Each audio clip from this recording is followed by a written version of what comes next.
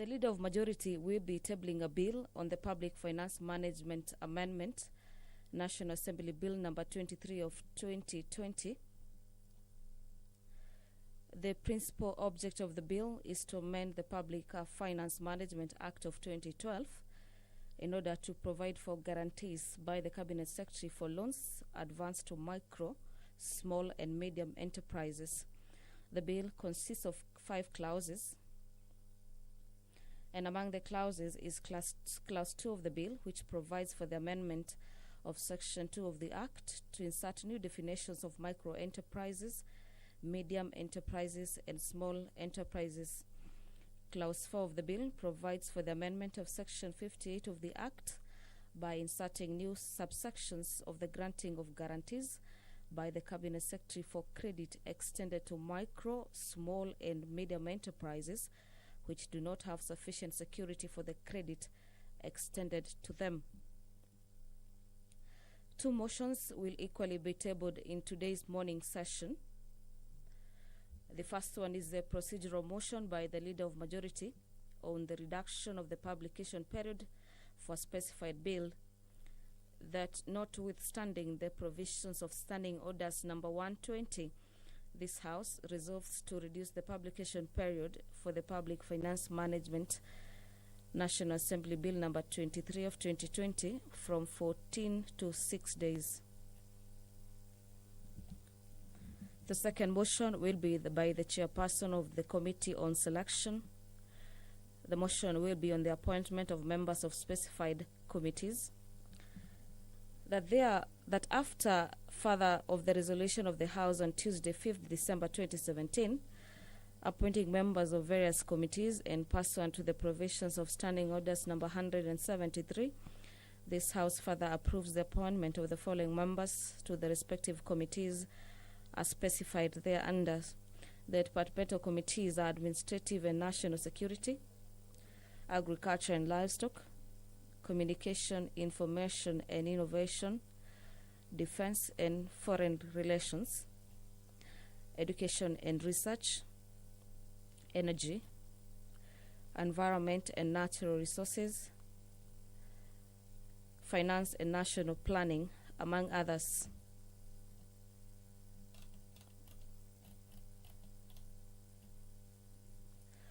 Order number 7 on questions. Pursuant to the provisions of Standing Order 42A, subsection 5, the following members will ask for a reply from specified departmental committees. Following questions by private notice, the member for Tharaka Nithi County, Honorable Beatrice Nyaga, to ask the Cabinet Secretary for Agriculture, Livestock and Fisheries, what is the status of locust eradication in the country, and in particular in the lower part of Tharaka Nithi County? Are there measures put in place by the government to ensure that farmers whose crops and other products destroyed by locusts are compensated for the losses suffered? Those questions will be replied before the Departmental Committee on Agriculture and Livestock. The MP for Mwingi North, Honorable Paul Nzengu, will ask the Cabinet Secretary for Interior and Coordination of National Government, could the Cabinet Secretary explain the status of investigations into the road accident involving a motor vehicle registration number KBM 881V, a Toyota Prado, also registered SGKB 214E, allegedly assigned to the office of the Deputy President, and a motorcycle registration number KMCT 356V, which occurred along Kismayo Road, resulting into the death of one Patrick Mutia, as reported at Garissa Police Station, occurrence book number 070902-2015. And when will the family of the deceased be compensated for the loss of their loved one? That particular question will be replied before the Committee on Administration and National Security.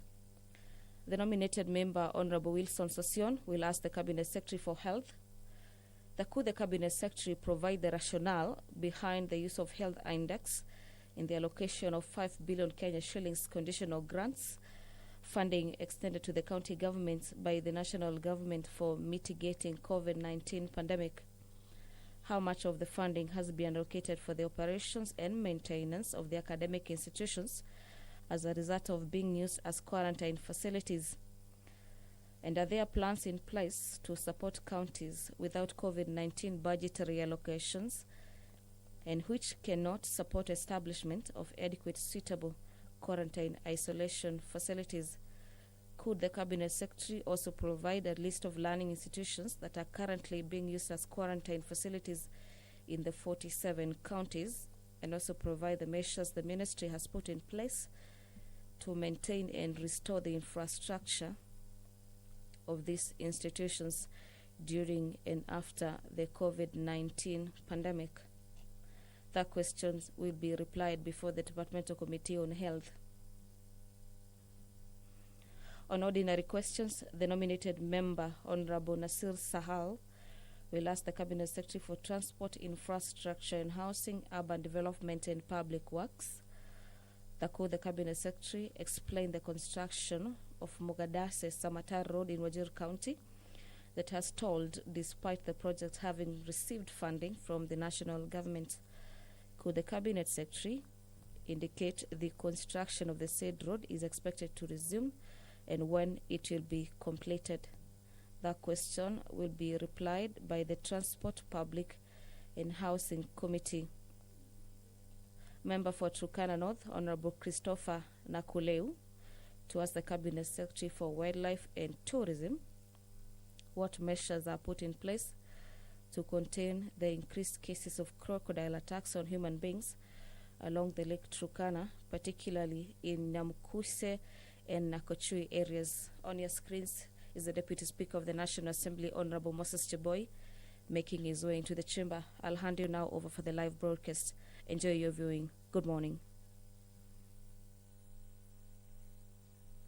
Honorable members, let's pray. Almighty God, who in your wisdom and goodness have appointed the offices of leaders and parliaments for the welfare of society and the just government of the people, we beseech you to behold with your abundant favor as your servants, whom you have been pleased to call to the performance of important trusts in this republic. Let your blessings descend upon us here assembled. Grant that we treat and consider all matters that shall come under our deliberations in so just and faithful a manner as to promote your honor and glory and to advance the peace, prosperity, and welfare of our country and of those whose interest you have committed to our charge. Amen.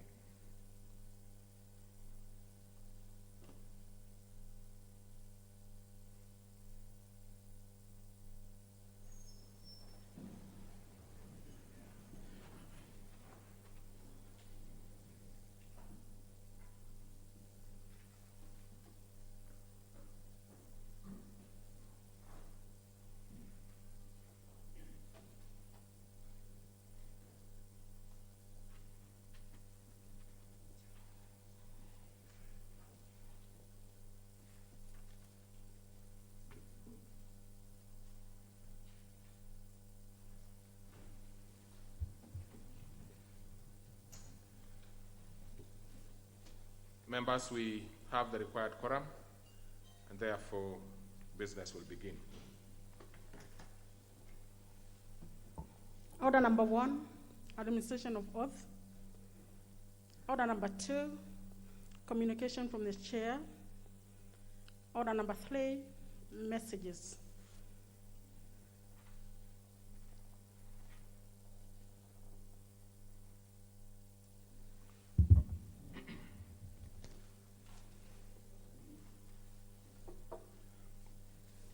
Honorable members, I have a message. And honorable members, pursuant to provisions of Standing Order 41, I wish to report to the House that I have received a message from the Senate regarding its passage of the following 3 bills.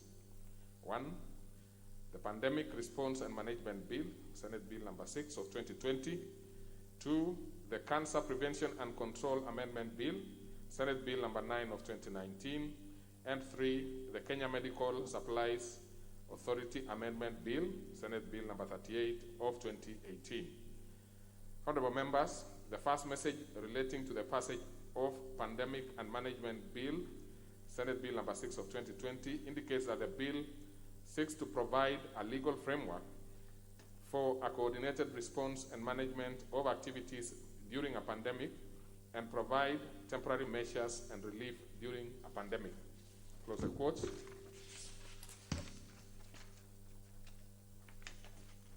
The second message is in respect of the passage of the Cancer Prevention Control Amendment Bill, Senate Bill number 9 of 2019, which is seeking to provide for additional functions of county government in prevention and treatment of cancer.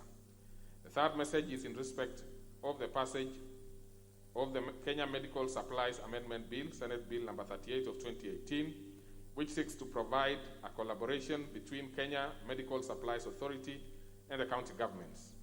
Honorable members, the message conveys in part that the Senate considered and passed the said bill with amendments on Tuesday, 30th June 2020, and now seeks concurrence of the National Assembly.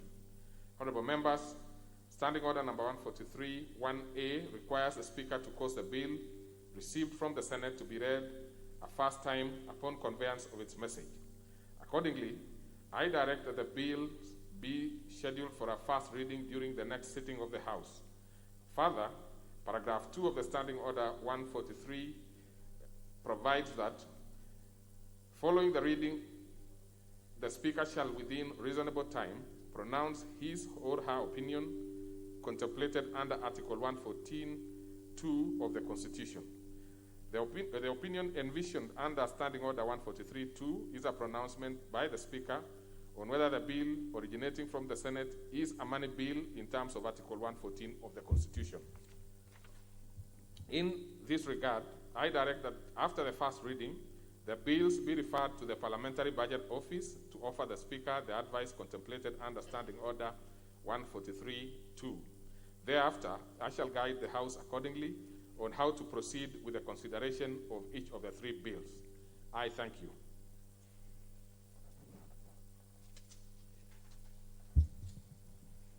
Order number 4, petitions. Order number 5, papers. Under that particular order, I see the Leader of Majority has some papers to lay. Thank you, Mr. Speaker. Honorable Speaker, I beg to lay the following papers on the table of the House. Today, Wednesday, July 15th, 2020, morning sitting. Number 1, the legal notice number 114 of 2020 relating to the agreement for the avoidance of double taxation between the government of the Republic of Kenya and the government of the Republic of Mauritius from the National Treasury and Planning. Number 2, the 2019 Budget Review and Outlook paper from the National Treasury and Planning. Number 3, notice to the Central Bank of the price stability target and the economic policy of the government for the financial year 2020-2021 budget from the National Treasury and Planning. And number 4, memorandum on the accession to the Africa Charter on Democracy, Election and Governance from the Ministry of Foreign Affairs. The fifth paper, the fourth report on treaties ratified by the Republic of Kenya from the Ministry of Foreign Affairs. Number 6, the Bank's Provision Annual Report 2018 from the Central Bank of Kenya. And lastly, number 7, the annual report for the financial year 2017-2018 from the Public Procurement Regulatory Authority. Very well. Now we move to the next one by the Chairperson, Departmental Committee on Finance and Planning. Oh, that's the Vice Chair, Honorable Dirangu. What number is your number 15? I'm trying to look for it somewhere.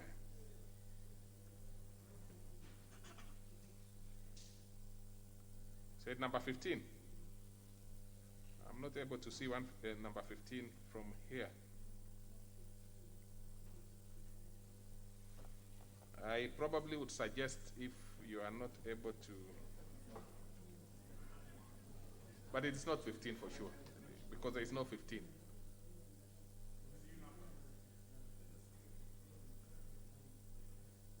Well, come to the dispatch box. Oh, you have it now. Thank you, Mr. Speaker. Honorable Speaker, I beg today the following paper. But even as you proceed, I think that should be number 48. It is indicated as number 15, Mr. Speaker. Well, there must be some problem somewhere. So proceed. Okay, Mr. Speaker, I beg today the following paper on the table of the House today, Wednesday, 15th of July, 2020, morning sitting. Report of the Departmental Committee on Finance and National Planning on the vetting of a nominee for appointment as the Auditor General of the Republic of Kenya. Thank you, Mr. Speaker. So we go to the next order. Order number 6, notices of motion. Again, we'll start with you, the Chair, Finance.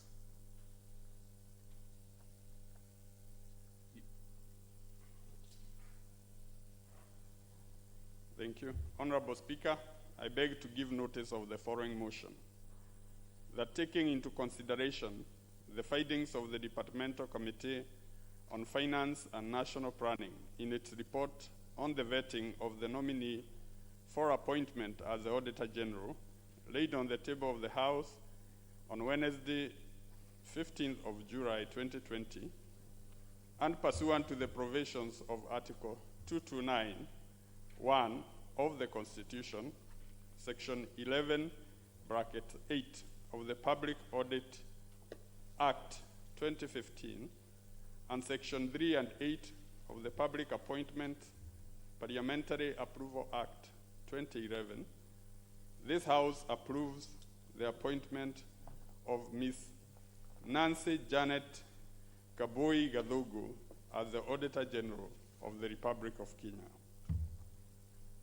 Okay? And for confirmation, your seat is number 145. Thank you. So assuming you are going to have an issue later, it's 145. Thank you. Next order. Order number 7, questions and statements. Under this particular order, we will start with questions, and we will start with one by private notice by the member for the Tharaka-Nithi County, Honorable Beatrice Nyaga.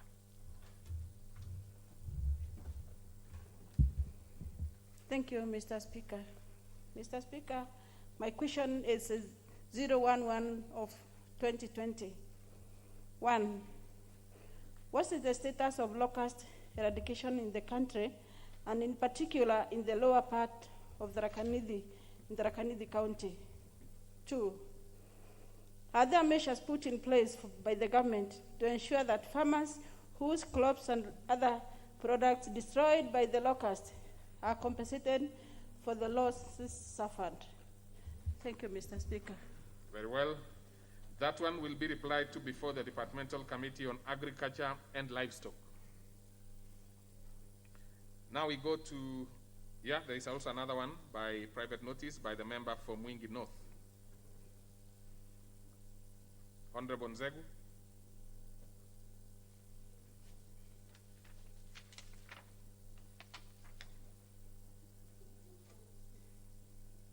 Speaker, I wish to ask question number 012 of 2020 to the Cabinet Secretary for Interior and Coordination of National Government. Could the Cabinet Secretary explain the status of investigations into the road accident involving a motor vehicle registration number KBM 881V, Toyota Prado, also registered number GKB 214E, allegedly assigned to the office of the Deputy President, and a motorcycle of registration number KMCT 356V, which occurred along Kismayu Road near Mustakbal filling station in Garissa County on the 9th of February 2015 resulting in the death of one Patrick Mutia Mudhui of identification number 29726448 as reported in Garissa Police Station, occurrence book number 070902/2015, and two of that, when will the family of the deceased be compensated for the loss of their loved one? And Mr. Speaker, this question I'm asking in this House for the second time. Thank you, Mr. Speaker. Well, now that you've asked it under private notice, it definitely will be coming quickly. So that will be replied to before the Departmental Committee on Administration and National Security. The last on that particular category is by Honorable Sosion, Honorable Wilson Sosion.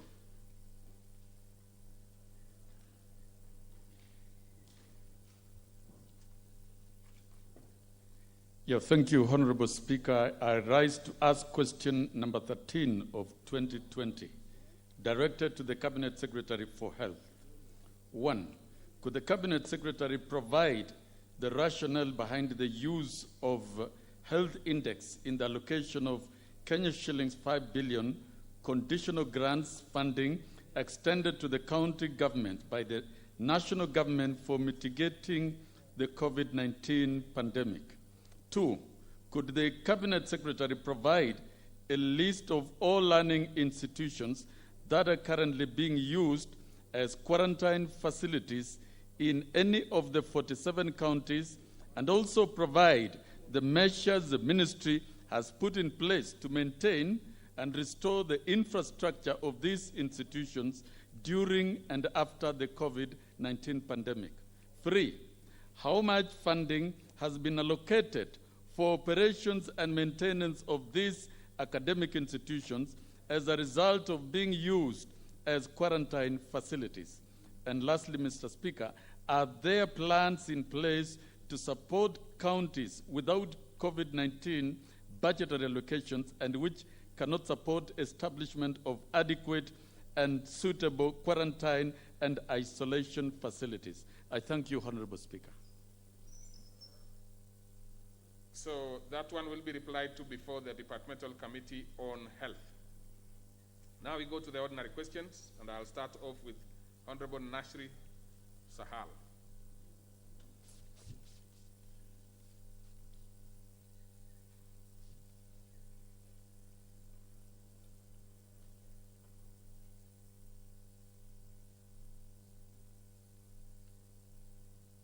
Thank you, Mr. Speaker. I rise to ask question 029/2020. My question goes to the Cabinet Secretary of Transport for Transport, Infrastructure, Housing, Urban Development, and Public Works. 1. Could the Cabinet Secretary explain why the construction of Modogashe-Samata Road in Wajir County has stalled despite the project having received funding from the national government? 2. Could the Cabinet Secretary indicate when construction of the said road is expected to resume and when it will be completed? Thank you. Okay. That one will be replied to before the Departmental Committee on Transport, Public Works, and Housing. Next is by the member for Turkana North, Honorable Christopher Nakuleu.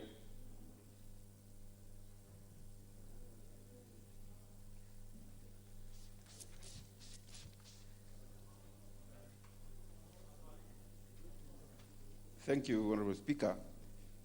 Honorable Speaker, I rise to ask question number 6-7 of 2020 directed to the Cabinet Secretary for Wildlife and Tourism. 1. What measures are in place to contain increased cases of crocodile attacks on human beings along Lake Turkana, particularly in Kalokol, Elie, Namukuse, Oktangaber, and Nachuku areas? 2nd, could the ministry consider compensating families of the persons who have lost their lives as a result of the said crocodile attacks, including the family of a young man named Peter Dongol from Kalosep area, Kataboy location, Turkana North constituency, who lost his life following an attack on 25th February 2020. Third, what measures are in place to ensure safety of navigation by fishermen and tourists in Lake Turkana, particularly along the beach in Elia Spring, Kalokol, and Kataboy areas that have been negatively affected by insecurity and crocodile attacks? Thank you, Honorable Speaker. That one will be replied to before the Departmental Committee on Environment and Natural Resources. Next will be the member for Nakuru Town East, Honorable David Kikaria. Thank you, Honorable Speaker. Honorable Speaker, this question I did ask a long time ago, and it was answered. In fact, I was answered, and last week I was before the Committee on Transport, and I got my answer. So but this one has I have been 8 others which are pending, Honorable Speaker. So maybe in the afternoon I could be given an opportunity to ask one of the other 8. That one, Honorable Kikaria, I'll not be able to help you at this point in time because I'm not even aware which ones you're asking about, you are talking about. Yes. But my satisfaction is the fact that actually you have been answered to your satisfaction. Exactly. On this particular one. Thank you. So then we will save time and therefore move to the member for Maragua, Honorable Mary Wamawa.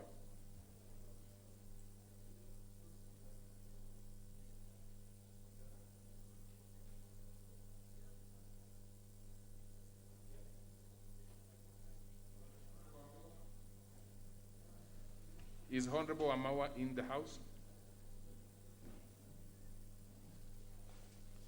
As we get to know, we probably don't have any other questions, so that one will be left for another sitting.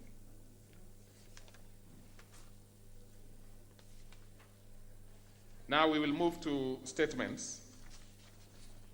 And on statements, we will start with the Honorable Paul Koinange, the Chairman, the Departmental Committee on Administration and National Security. Thank you, Honorable Speaker. I have 3 statements to make. Let me start with a statement for Honorable Khatib A. Mwashetani, who sought to be informed on extrajudicial killings in Sambweni constituency. Honorable Speaker, on the 29th May 2020, at about 2300 hours, police officers were on patrol within Kimbundani area, South Coast, Diani, following leads and intelligence on presence of Al-Shabaab operatives within the said area.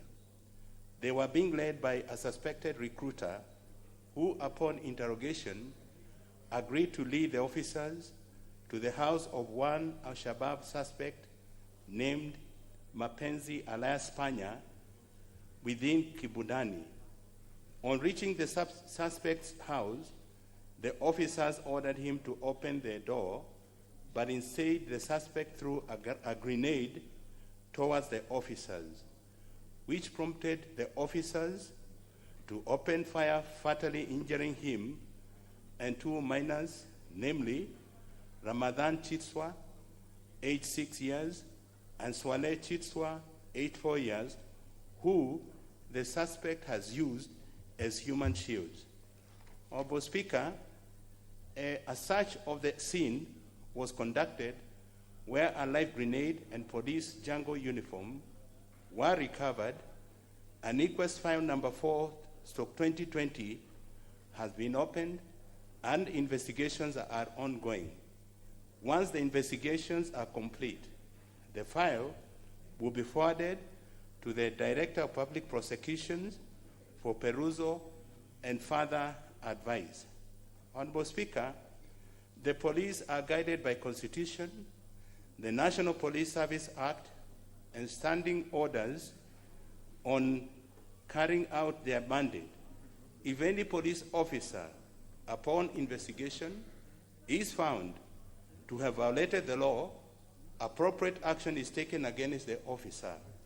Honorable Speaker, the ministry does not have a compensation vote, and compensation can only be effected through a judicial process. Thank you, Honorable Speaker. Honorable Koinanga, I think so that we can save time, you could proceed to the the others, and then I'll open up for the specific members who want to have questions on those on different ones. Is that comfortable with you, or you want us to dispense with each and five? Well, we could dispense. I'm very comfortable, Honorable Speaker. Let me go to the second statement, Honorable Speaker. And the second statement, Honorable Speaker, the Member of Parliament for Mathare constituency, Honorable Tom Oluoch MP, has requested for a statement regarding extrajudicial killings in Mathare constituency. Honorable Speaker, on the 1st June 2020, members of the public reported to the police that there was a person lying dead with a suspected bullet wound at Area 3C, Mabati Ward, Mathare constituency. Police officers visited the scene but were prevented by angry members of public from collecting the body on allegations that the deceased was supposed to have been shot by the police. Later, the police officers managed to collect the body, which had a bullet wound on the chest, and escorted to the mortuary. During the incident, Honorable Speaker, there was a standoff between the rowdy members of the public, and this caused a lot of tension in Mabatini area of Mathare. Honorable Speaker, in accordance with the provisions of the law, an inquest file, number 1, 2020, has been opened, and the same will be placed before a competent court with jurisdiction for public inquest. Any person found culpable during the inquest will be dealt according to the law. Honorable Speaker, the investigation leading to the disappearance of one Michael Njau, alias Cobra, who went missing on his way from Thika town, has been launched by the Director of Investigation Detectives from Thika, where the matter was reported and appropriate action will be taken against those found culpable after completion of investigation.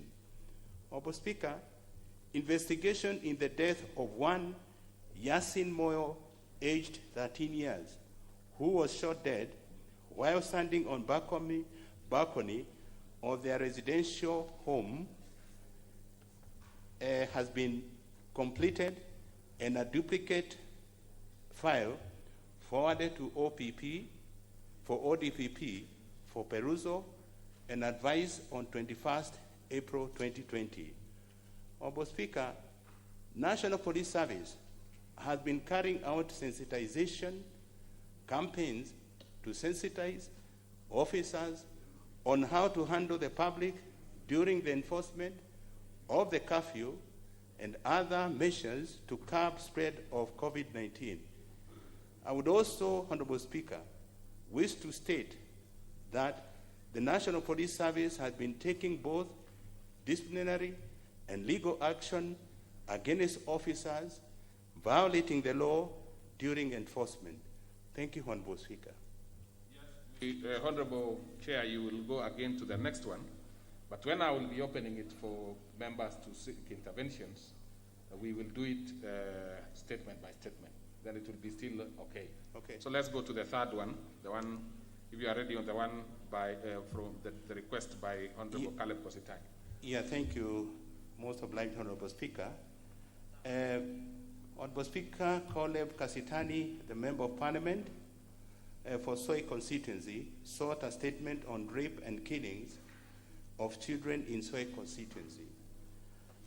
Honorable Speaker, this was one of the most painful statements given to the committee in regard to insecurity in different areas.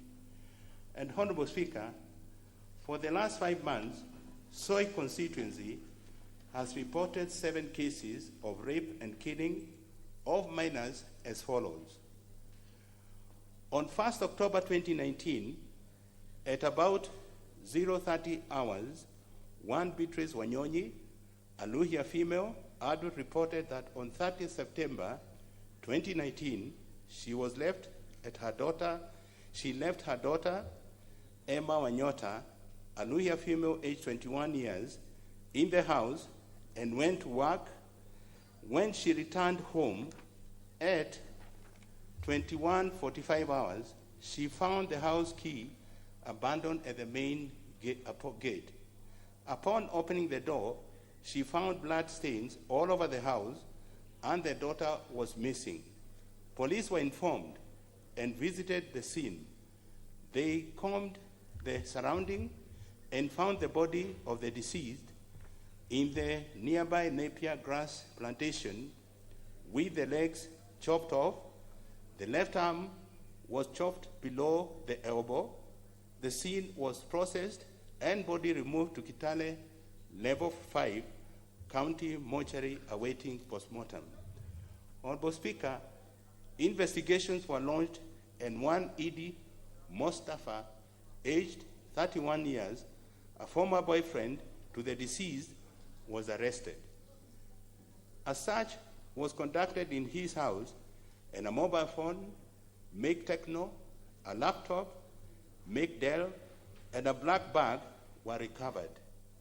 Also, the suspect's blood-stained clothes were recovered, soaked in a basin. The mother of the deceased positively identified the recovered items as belonging to her deceased daughter.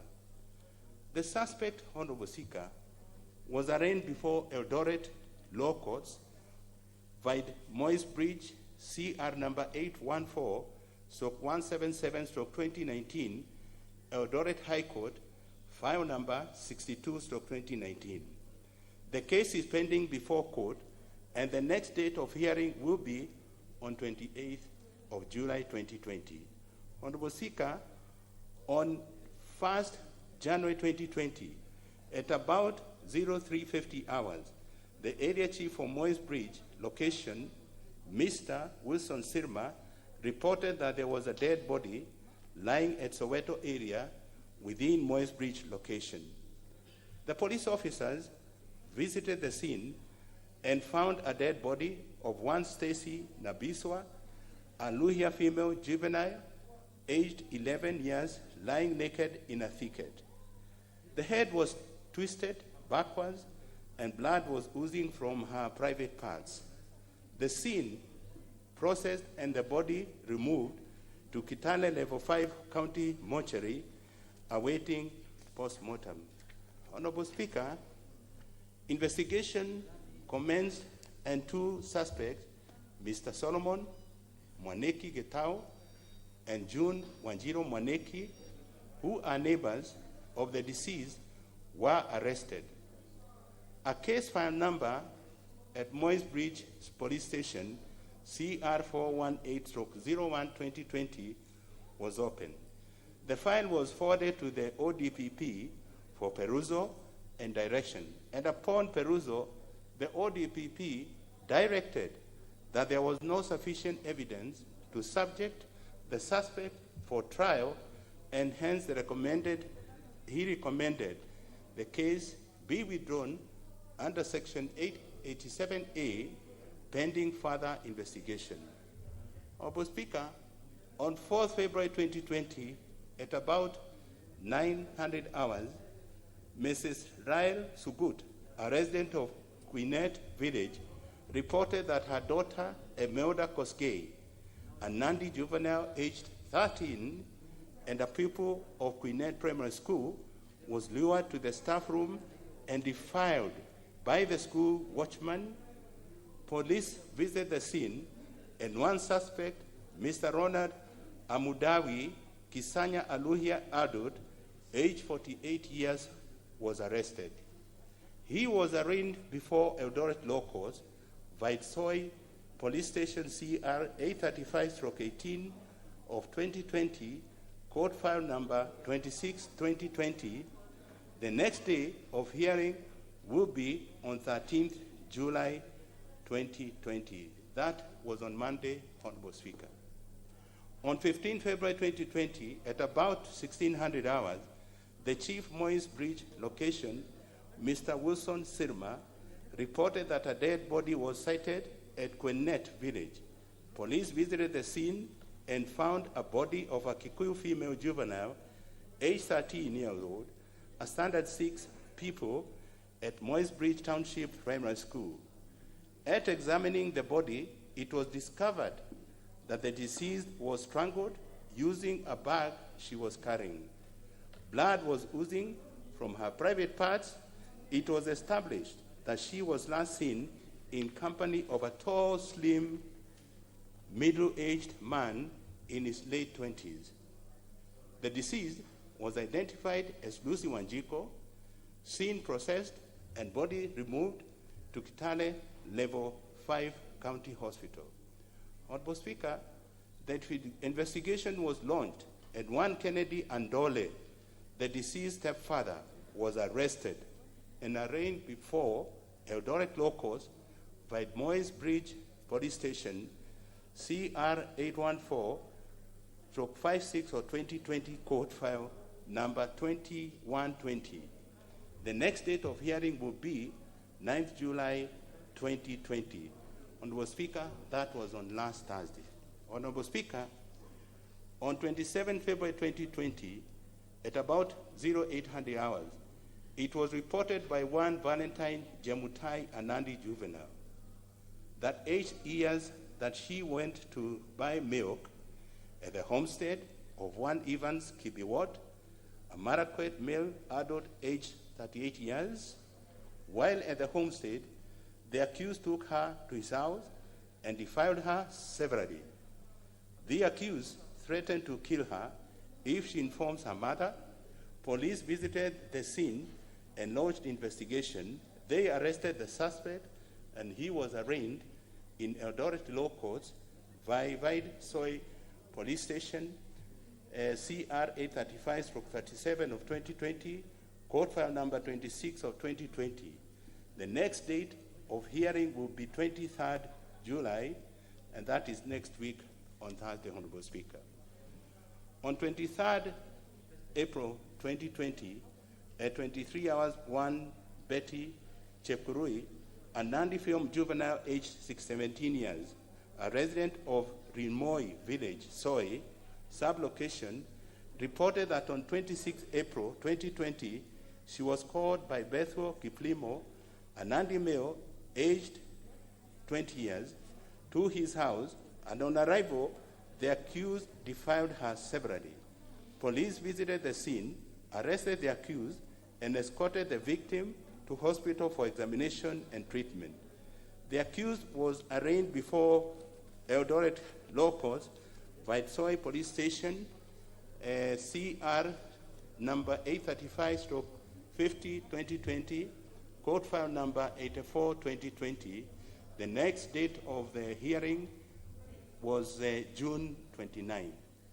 Honorable Speaker, finally, on 22nd May 2020, one Lucy Modoni reported at Moise Bridge Police Station, via OB number 33/22/5 of 2020, a case of a missing person by the name of Grace Jerry, a Kikuyu female, juvenile, aged 13 years, who is the daughter to the reportee. On 18th June 2020, one Henry Wanjala Kuloba, a casual laborer at Serenoi Farm, reported that while patrolling the farm along the riverbank, he came across human skull and some clothes suspected to be for a young girl. Police visited the scene and discovered a human being, skull and some body parts. The clothes were identified by the reportee to be for a missing daughter. Investigation commenced and case pending under investigation. Therefore, Honorable Speaker, there is adequate deployment of police officers in Moise Bridge and Soy police stations. Plans underway to deploy more officers to the newly established police station, Ziwa,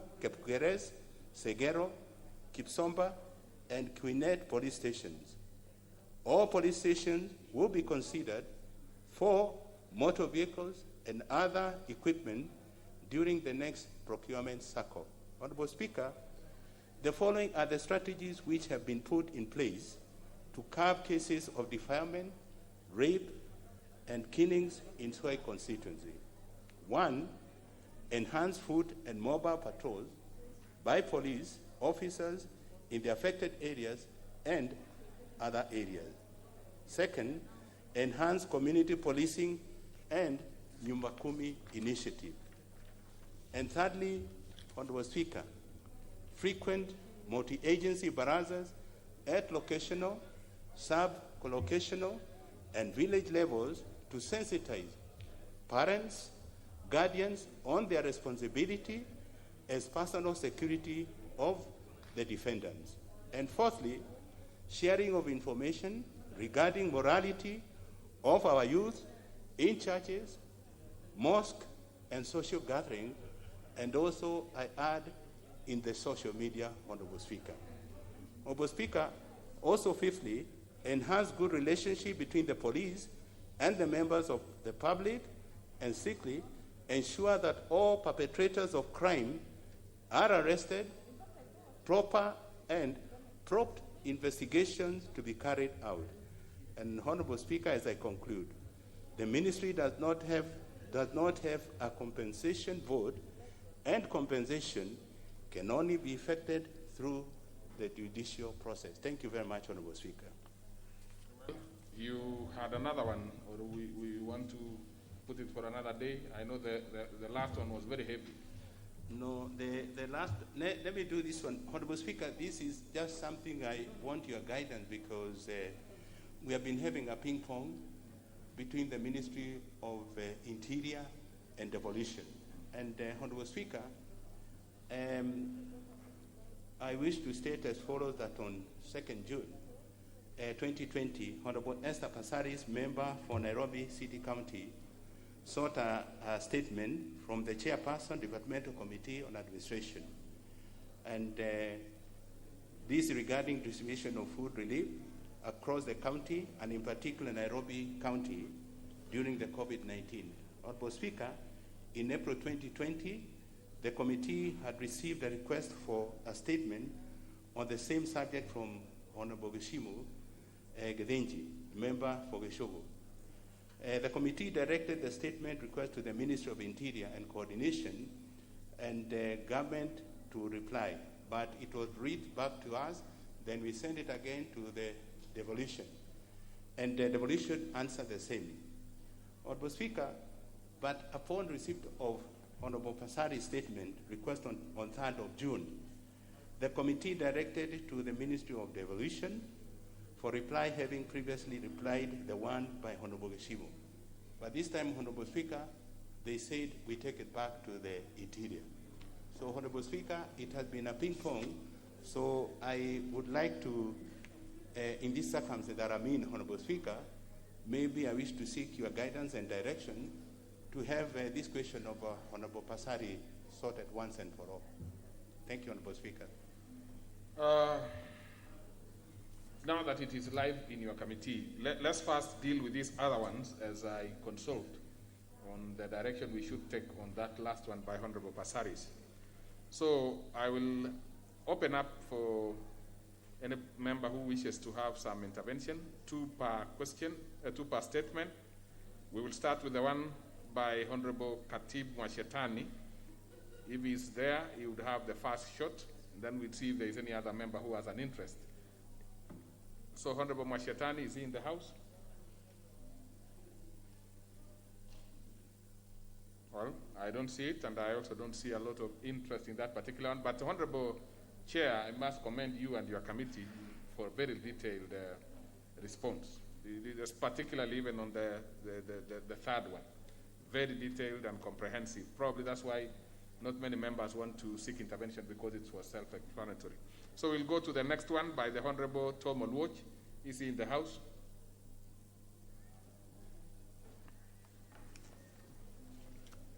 Are we sure that this is Honorable Olwoch? Let me confirm beyond reasonable doubt. Yes, yes, it is. I think that must be Oluoch. Yes, the one and only from Madare. I want to thank the Honorable Chair, Bwana Koinange. I did receive this statement yesterday. I perused through it, and I want to say it is partially satisfactory, but there are two areas for which I require clarification and further comment. Let me begin with the one for Yasin Moyo. And in respect of Yasin Moyo, the 13-year-old who was killed from Kia Michael, the matter came up before court, and I spoke to the parents this morning. And the issue that I want to clarify and ask about is about right of access to justice. Because what the family need now is justice for the little 13-year boy who would have sat his KCSE later this year. And when the matter appeared before court, 30 police... KCSE or KCPE? KCPE. Yes, thank you for the clarification. I thought you should be... Yes, yes, thank you.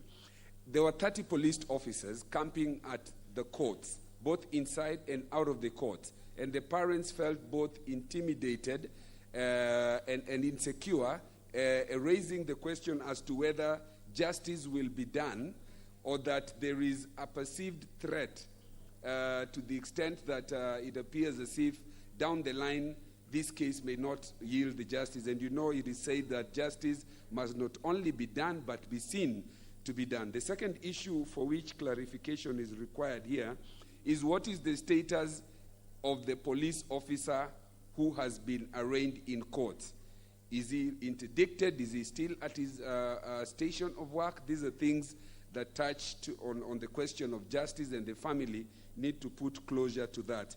The second clarification, and that one that concerns me most, is the one about Michael Njao alias Gorba, who disappeared almost 4 months ago.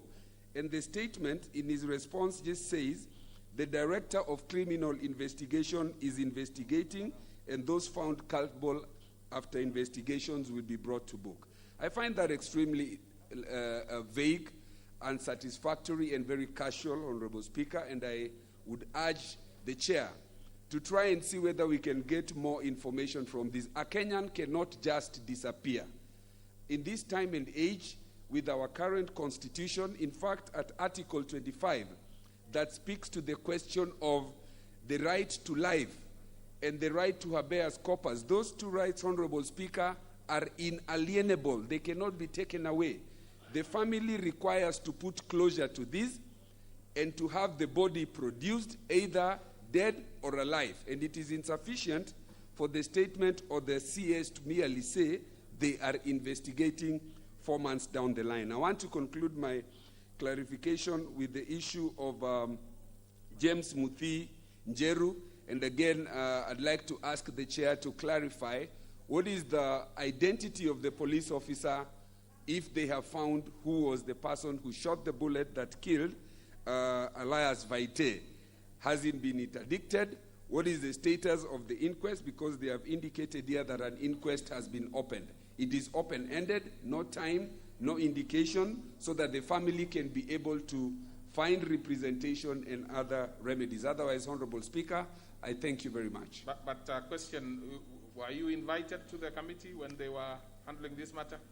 No, I got this via WhatsApp from the clerk. I wasn't invited to the committee. If they invited me, I didn't see the text. Because there are quite a number of, you've raised very weighty issues which could have been handled much easier at the committee stage, at the committee level. And the other one which you were asking, whether the particular status on when a police is arraigned in court, yes, what happens? It is fairly straightforward that definitely they would be interdicted. The only thing I wanted to know from you is if you are actually alleging that the police was not interdicted. That would have been very valid. Or you have no idea? I have no idea, and I followed, Honorable Speaker, the comments of the Inspector General when he appeared on Citizen recently. And again, what you're saying is true. He did indicate that upon being arraigned in court, they should be interdicted. But under the right of access to information, because I wasn't in the committee, it would be good for me and for the family that they know that actual interdiction took place. Because there is a practice in Kenya where a police officer accused of such things is merely moved to another police station. So we want to know that they have not been moved to another place where they will perpetrate similar actions. Okay. Yeah. Let's have the chair responding to it briefly. Yeah, thank you, Honorable Speaker. One, I would like us to have a time with the committee and Honorable Tom, so we can be able to address other issues which is not satisfactory. But, Honorable Speaker, of late when we met the National Police Service Commission, we realized that already we have more than 2,000 police officers who have been interdicted. So I want to assure Tom that nobody who is involved in any a case like this one will be left to stay in his official duties day to day. And also regarding the DCIA, if he comes to follow the issue for him to make sure that justice is done for his people. Thank you, Honorable Speaker. Very well. So we will open up to the next one because you have already responded to it, and that one I have seen Honorable Tongi would wish to speak, and I know he's in other lobbies, so he should come in.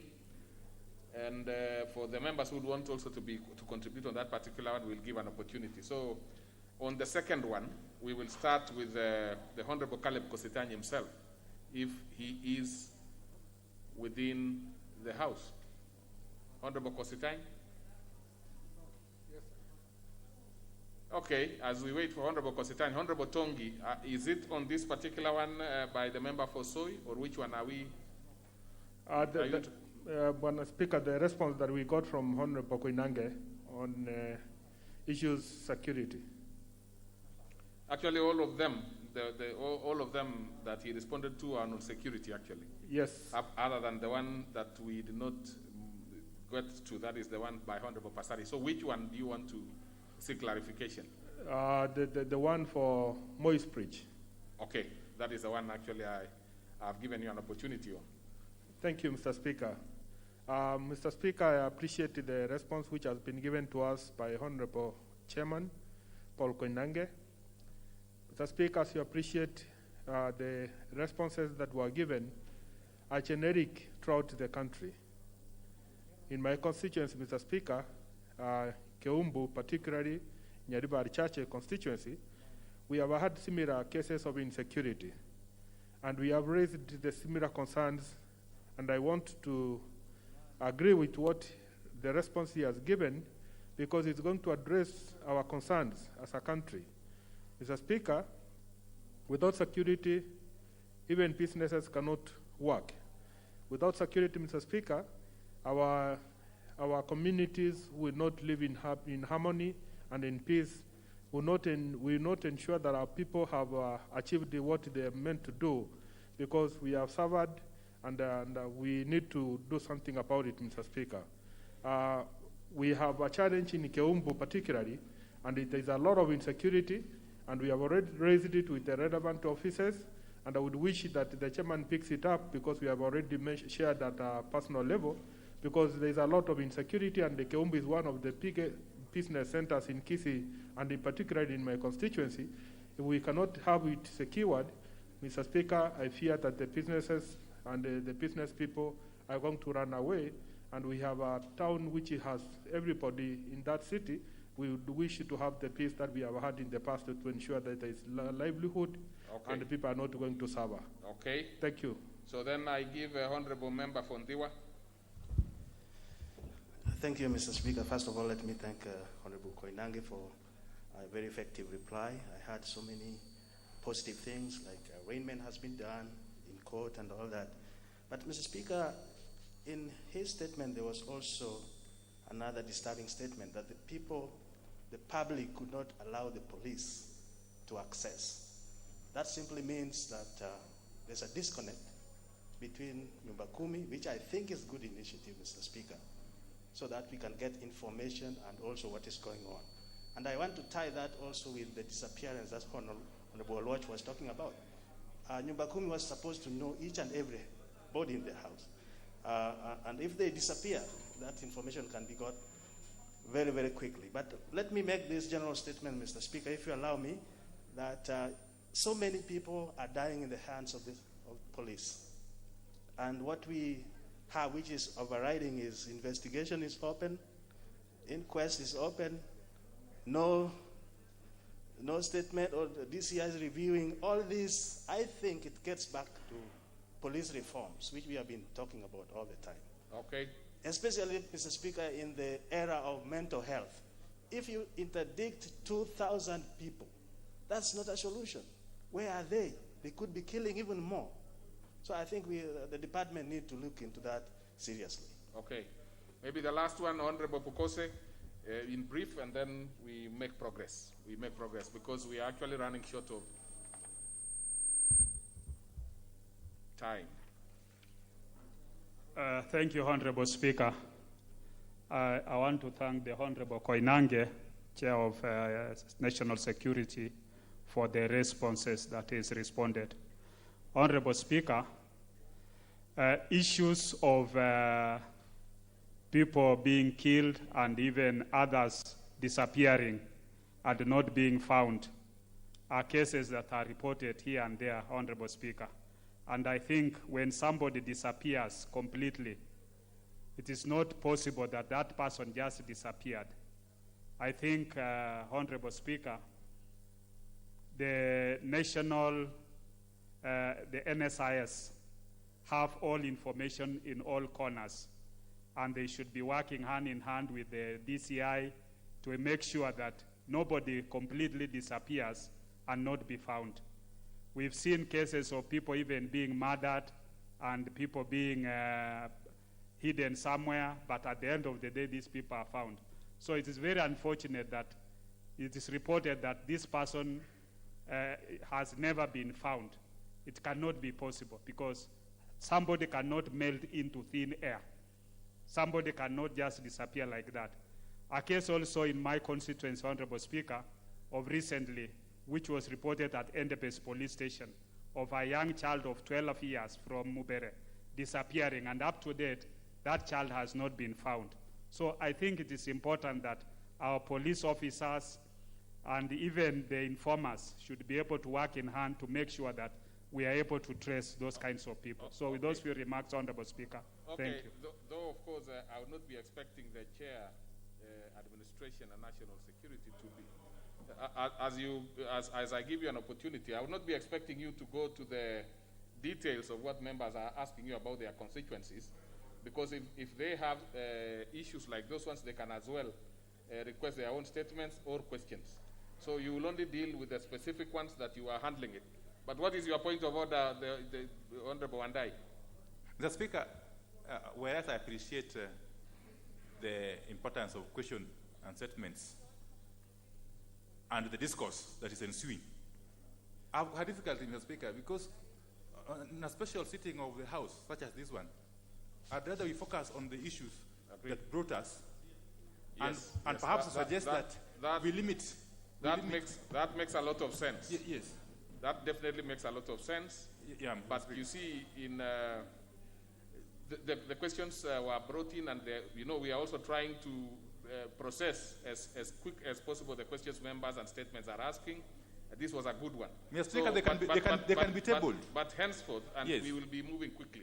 They can so be tabled. Like now, I'm giving no other member, because I see also that is the interest of the House. So, Chair, please respond briefly, and then we probably will move very fast to the matter in question. That yes. was thank you, Honorable Speaker. Meeting. And of course, I realize that members are very concerned about the police officers, but Honorable Speaker, globally everywhere, police issue is a very sensitive issue, and we realize the problem is in many countries where the police get a lot of training, then the police usually behave the way they are supposed to behave. But where there is no more training, enough training, is a problem. And Honorable Speaker, very soon, as a committee, we are going to recommend that all the police officers in Kenya should go back to school from time to time so they become disciplined people and to be able to serve the people. Honorable Speaker, Also, my brother was also talking about the issue of information. NIS is there, but Honorable Speaker, I believe Nyumba Kumi will be the most effective to help the people on the ground. Thank you very much, Honorable Speaker. Very well, and again, I really congratulate you and your committee for the work well done on this particular one, really. So then there would have been the one by the chairperson, trade, industry and cooperatives, on the issue of the free trade area between Kenya and USA. Can it wait? Or would you want to proceed quick in brief?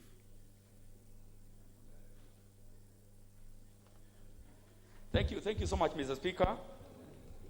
And I would beseech members to listen to this statement because it's a progress report on, it's a statement on the Kenya, United States of America bilateral free trade agreement negotiations. Mr. Speaker, Article 201 of the Constitution states that there shall be openness and accountability, including public participation in financial matters. It is on this account that I rise to inform and update this August House as the people's representative on the status of the Kenya-US free trade area or free trade agreement negotiations. Mr. Speaker, this House may recall that on 27th August 2018, His Excellency the President Uhuru Kenyatta led a delegation to the United States at the invitation of President Donald Trump. During the meeting between their excellencies, President Uhuru Kenyatta and Donald Trump, Kenya and United States elevated their relationship to a strategic partnership, which in international relations, realm, it encompasses cooperation in defense and security, economic cooperation, connectivity, counterterrorism, and cooperation on global issues. Mr. Speaker, in this regard, the strategic partnership agreed by the two presidents, which mirror the current understanding of a strategic partnership, provides for long-term prospects of cooperation in trade and investment rather than short-term solution. It is organized around the following four thematic pillars. 1, economic prosperity, trade and investment. 2, defense cooperation. 3, democracy, governance and civilian security. And 4, multilateral and regional issues. In addition, Mr. Speaker, in August 2018, the two presidents established the U.S.-Kenya Trade Investment Working Group, TIWG, to explore ways to deepen economic ties between the two countries and lay the groundwork for a stronger future trade relationship. Mr. Speaker, to date, the TIWG has held 3 meetings which have alternated between Nairobi and Washington, D.C., and these are the objectives of TIWG. 1, maximizing on the available opportunity in the remaining 5 years of the African Growth and Opportunity Act, AGOA, and thus create certainty. 2, strengthening commercial cooperation between the two countries. 3, development of short-term solutions to reduce barriers to trade and investment. And 4, exploratory talks on future Kenya-US bilateral trade and investment relations. Mr. Speaker, on 6th February 2020, the two presidents held a meeting in Washington, D.C., and has announced their intention to negotiate a free trade agreement. This paved the way for the move from exploratory talks to actual negotiations on bilateral free trade agreement. The preparations towards commencement of the negotiations started in earnest after the February 2020 meeting in Washington, D.C., and which has culminated into the virtual launch of negotiations which were held on the 8th July 2020, that is last week on Wednesday. Mr. Speaker, in March 2020, the Cabinet Secretary, Industry, Trade and Enterprise Development shared a status brief on the proposed Kenya-US free trade agreement with, of course, my committee and also the then leader of majority in the House. Mr. Speaker, on the 17th of June 2020, at the invitation of His Excellency Ambassador Kale McCarter, the United States Ambassador to Kenya, I led a delegation of the Trade Committee, where we discussed the opportunities of the Free Trade Agreement. During the discussions, we noted that the Free Trade Agreement, or FTA, will create certainty for current business under AGOA, as well as attract long-term investment that will help create and protect jobs. Further, Mr. Speaker, on 17 March 2020, the President of the United States, through his trade representative, Robert Lighthizer, informed the Congress of his intention to initiate negotiations on the trade agreement with the Republic of Kenya. So in the United States, they did it in March. What is the status of the relationship between Kenya and US? Mr. Speaker, the United States and Kenya have enjoyed strong and deep-rooted diplomatic and trade relations for more than 50 years. US is... Honorable Junet. Thank you, Mr. Speaker. Mr. Speaker, will I be in order, through you, to request the Chair of Trade and Cooperatives to summarize his statement in a manner that we take actually, looking at it as I agree with you, I think he was actually ending his... Yeah, Mr. Speaker, and it is critical. It's very, very important. And I started by saying that this is one of the very, very critical process because negotiations are going on between Kenya and US. And it is the first in sub-Saharan Africa. So I want members also, as I also try to summarize, to note and clearly know what it means that now we will be transiting from AGOA to a free trade area, an agreement which is critical to us. So, Mr. Speaker... I see quite a lot of issues, wouldn't we? What is it, Honorable Duale?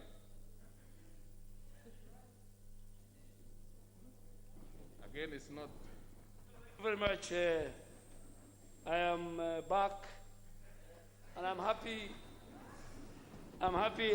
Parliament and its wisdom, and I want to thank the Speaker and the rest of the team for giving me a chair that has written ranking member, so that in the event next Parliament you don't become a Deputy Speaker or a Speaker, you will also be given a ranking seat. This is a tradition. Mr. Speaker, I think as I allow the chair to finish, under the Ratification Act, this agreement ultimately will come to this House. It will come to this House. And it will be subjected to either Committee on Defense or on Trade. And the same agreement will be subjected to the US Congress. So I think now we are at the initial stage. It's something that we are all happy about it. But I'm sure the answer so far given by the chair is enough. But I think let's wait. And I still want to go back to what Honorable Wandai said. You know, a special sitting is gazetted. And the items for discussion are in the Gazette notice. So I think, Chair, as much as we go further, yes, that's I think we should give more time to the issues that brought us back. That's Mr. Speaker, again, with the numbers that are rising in the COVID-19, some of us just came for those specific business so that we can go back and save our families. Okay. Well, much as members would want to insist that it is what was gazetted, there are also preliminaries that you normally don't dispense with. So, but Honorable Kadini Kega, I think you can see the mood. We could as well summarize, table the report, then those members who have time sufficient to go through that. Thank you, Speaker, and I start guided. It's not a report that we are tabling, it's just to inform the House what is actually happening, because you have seen even cases being taken to East African Court and all that, just to appraise the members. But know that the negotiations are going on, no conclusions have been made, but this is something that is good for the country. I beg to submit. Thank you, Mr. Speaker. Thank you very much. Thank you very much, Honorable Kanini Kega. Honorable members, that's an extremely critical report. Really, it's critical. It's the business of members to know what is happening, and especially on an issue like that one, which is of interest. So we'll go to the next order. And members, be prepared now. I think what you wanted to get into, we will get into shortly. Order number 8, procedural motion, reduction of publication period for a specified bill. Our leader of majority proceed, and in the spirit of summary, it was fairly straightforward, and then we hit the road on what...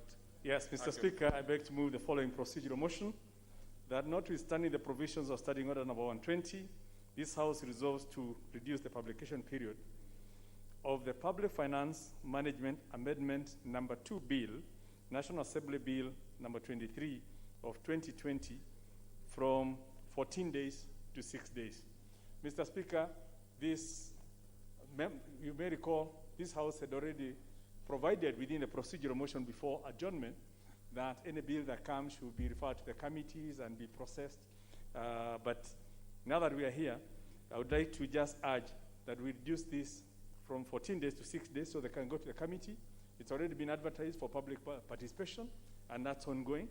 And I also want to urge members to take special interest in this bill because it will unlock one of the biggest barriers that our medium and small enterprises have in accessing credit, especially during these times of COVID.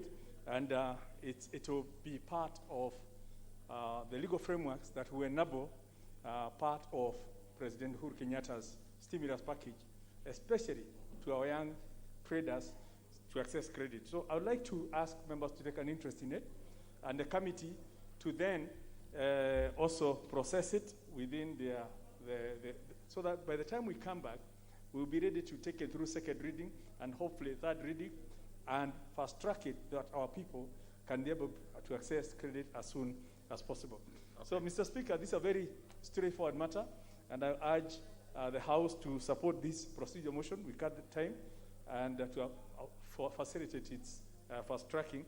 And I wish to beg to move and request the Honorable John Buddy to second. Honorable Leader of Minority Party. Thank you, Mr. Speaker. Mr. Speaker, this is just a procedural motion. I second. Very well. So I propose a question, which is that notwithstanding the provisions of Standing Order 120, this House resolves to reduce the publication period of the Finance Management Amendment Bill Number 2, Bill, National Assembly Bill Number 23 of 2020 from 14 to 6 days. I put the question, which is that notwithstanding the provisions of Standing Order 120, this House resolves to reduce the publication period of the Public Finance Management Amendment Number 2 Bill, National Assembly Bill Number 23 of 2020, from 14 to 6 days. Will as many as of that opinion say aye? Aye. Many as of our contrary opinion say nay? The ayes have it. Next order. Order number 9, the Public Finance Management Amendment Number 2 Bill, National Assembly Bill Number 23 of 2020, first reading. A bill for an act of Parliament to amend the Public Finance Management Act 2020 and for connected purposes. Order number 10, motion, appointment of members to specified committees. Leader, Majority Party. Yes, Mr. Speaker, I beg to move that further to the resolution of the House of Tuesday, 5th of December 2017, appointing members into various committees and pursuant to the provisions of Standing Order number 173, this House further approves the appointment of the following members to the respective committees as specified on the order paper on pages 858 to 875 of order paper number 044 for purposes of the record. I don't intend to read all the names because members have read. It was uploaded onto the website, and every member knows their name and they can allocate where they are. Mr. Speaker, this list was approved through the selection committee on Monday the 13th for submission to the House. And the overall objective of this reorganization of the committees is really the better performance of committees and also to align the synergies of the members with the visions of the party leaderships. Special considerations that have been put in place include some regional spread of these names to the extent possible. We've also, in looking at the changes, I just want to alert members that the attendance reports have been reviewed. There was a report that was done of up to October of last year, and that has led to some changes. For members who have not been attending at least 25% of the time, you might find that you'll be given more time to attend to other issues that have been keeping you away from attending committee. The list has been reviewed to ensure compliance with the standing orders, and our secretariat has been very thorough on that, to ensure at least every member has been assigned one committee. There are only 3 members who don't have a committee for specific reasons. The member Honorable Musimba, at his special request, the Honorable Waluke, special circumstances, and the, as we all know, Musambweni constituency, there is no member. So everyone else has at least one committee so that they exercise their oversight. The exercise has also looked at the party allocation.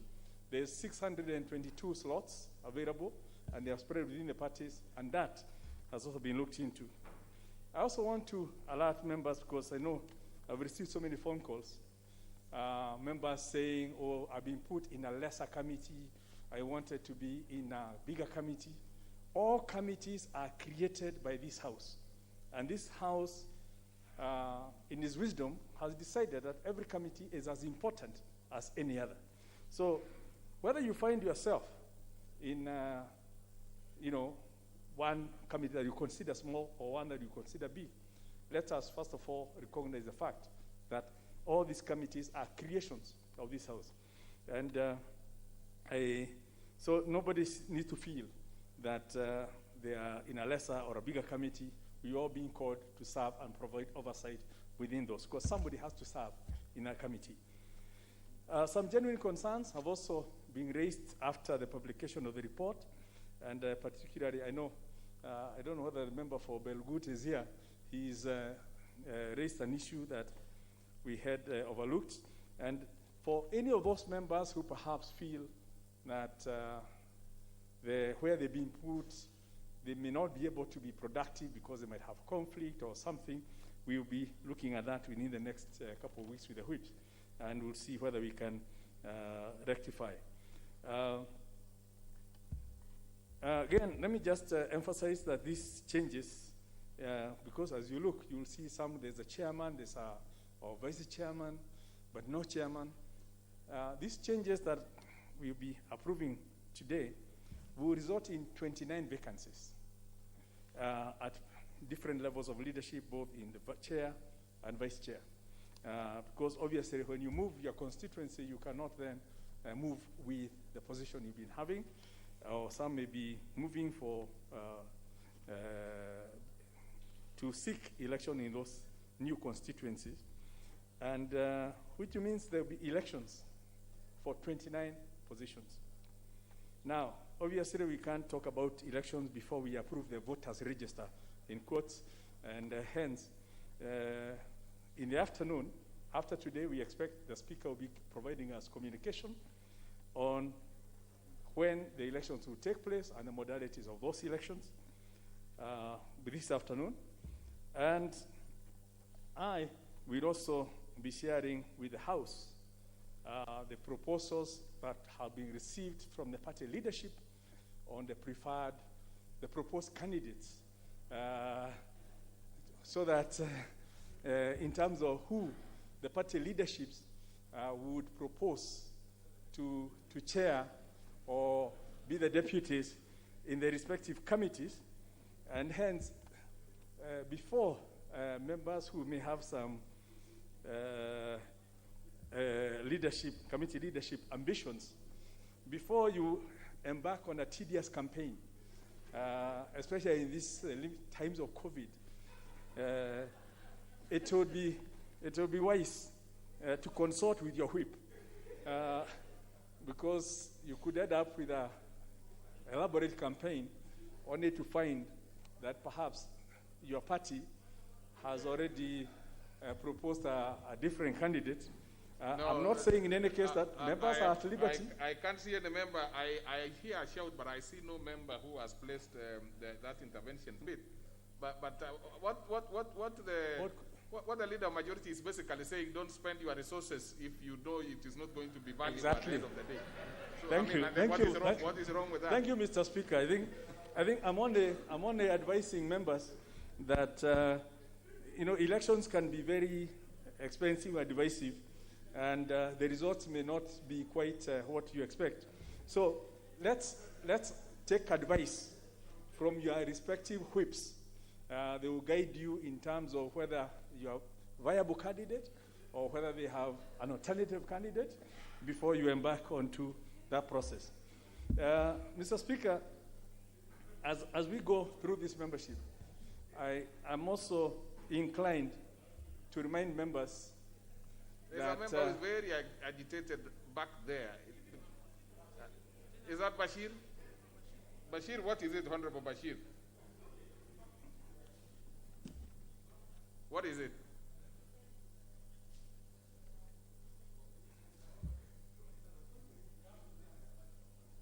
It is very difficult to locate you there. 64, thank you. You know your name is Bashir, but here it is written Abdallah Sheikh. Now, all of them are yours anyway. The right title is the Honorable Major, don't forget. The Honorable can be deleted, but Major will have to remain. Honorable Speaker. Actually, it's the other way around. You should be saying, Major, you can mention it yourself, but Honorable, you allow others to ascribe to you. Honorable Speaker, I hear the able majority leader saying that he's waiting lists from yes, put on your from the party and the party leaders. So is he insinuating that we are going to have a selection and not elections in the committees? No, he did not suggest that as far as I can hear from here. Thank you. He only advised members to be careful before they embark on rigors of a campaign. I mean, and it was fairly straightforward. Thank you. Thank you, Mr. Speaker. Mr. Speaker, like I said, I'm convinced that perhaps members require this reminder that if you look at the statistics as being released by the Ministry of Health, we are moving into a dangerous zone as far as COVID, the pandemic, is shaping up within this country. And the numbers on the rise is getting into the community face. And as members of parliament, we may have our immunity in terms of speeches made on the floor of this house. But we certainly don't have immunity from COVID, and even within our interactions within here. And I would want to ask members that whether you have been tested and you're negative, the fact that you tested yesterday negative does not mean you cannot get infected today. Because I think some people have had that false sense of security, that because I've been tested, now I can interact.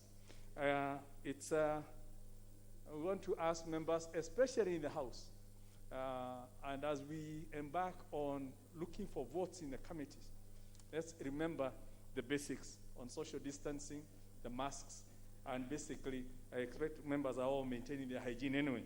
So, not just in the House, but also within our interaction with members of the public. Remember, it's now at the community phase. The numbers are moved, and it's not getting better. So let us protect ourselves. Kenyans need us to help them in the task they gave us.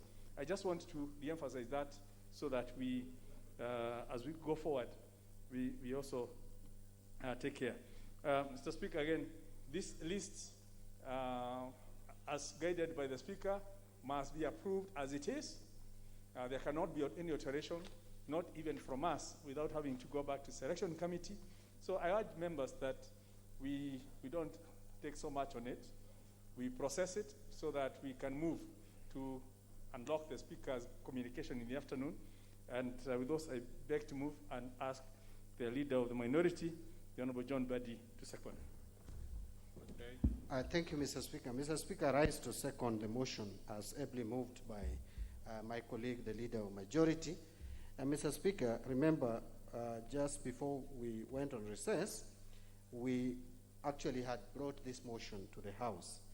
But Mr. Speaker, because of need for further consultation, which I want to graciously thank the Leader of Majority for accepting to withdraw the list that was tabled that day for further consultation, which we have ably conducted amongst ourselves.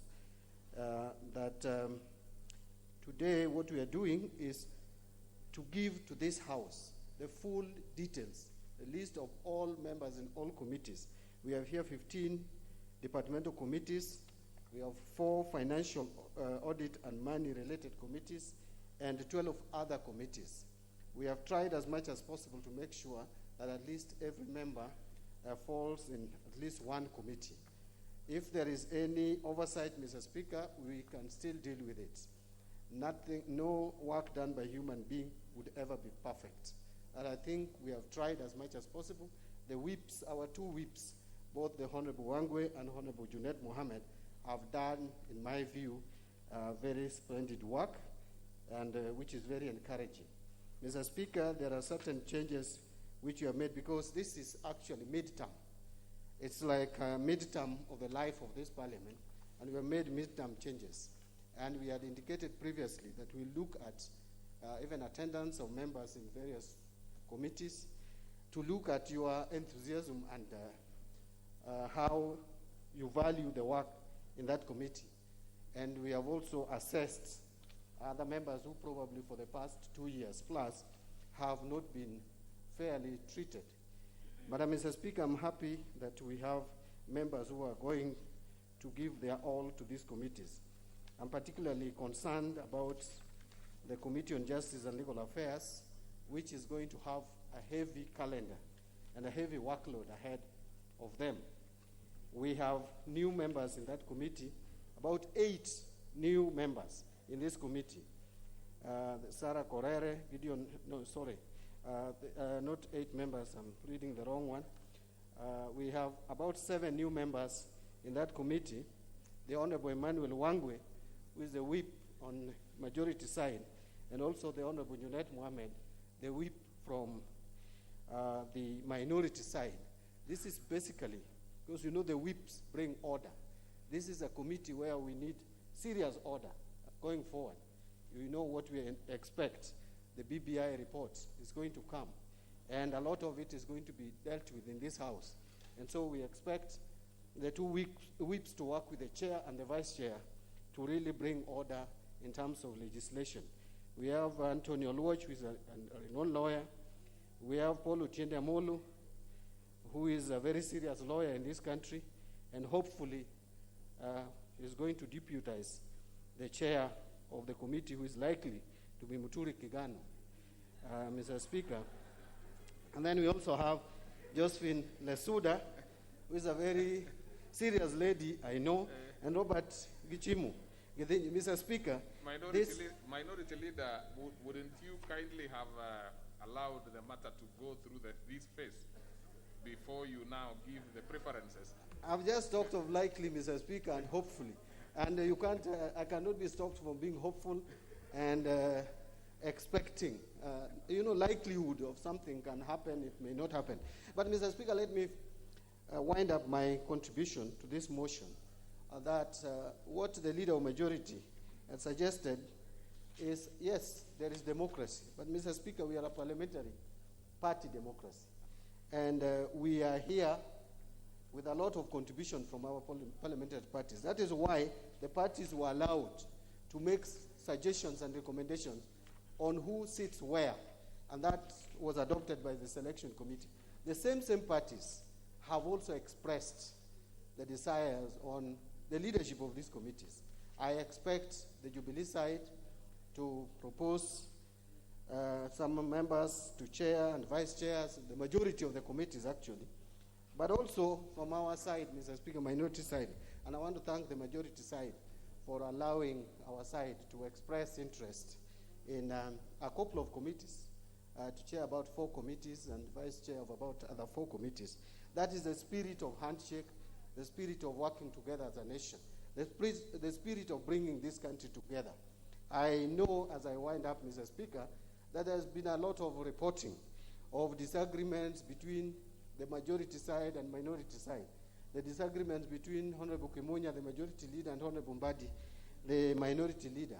First of all, these people who are talking, the way they are talking, do not know that Honorable Kimonya and I have a long history in the profession. We hardly can disagree. What we did the other time was to agree to consult further.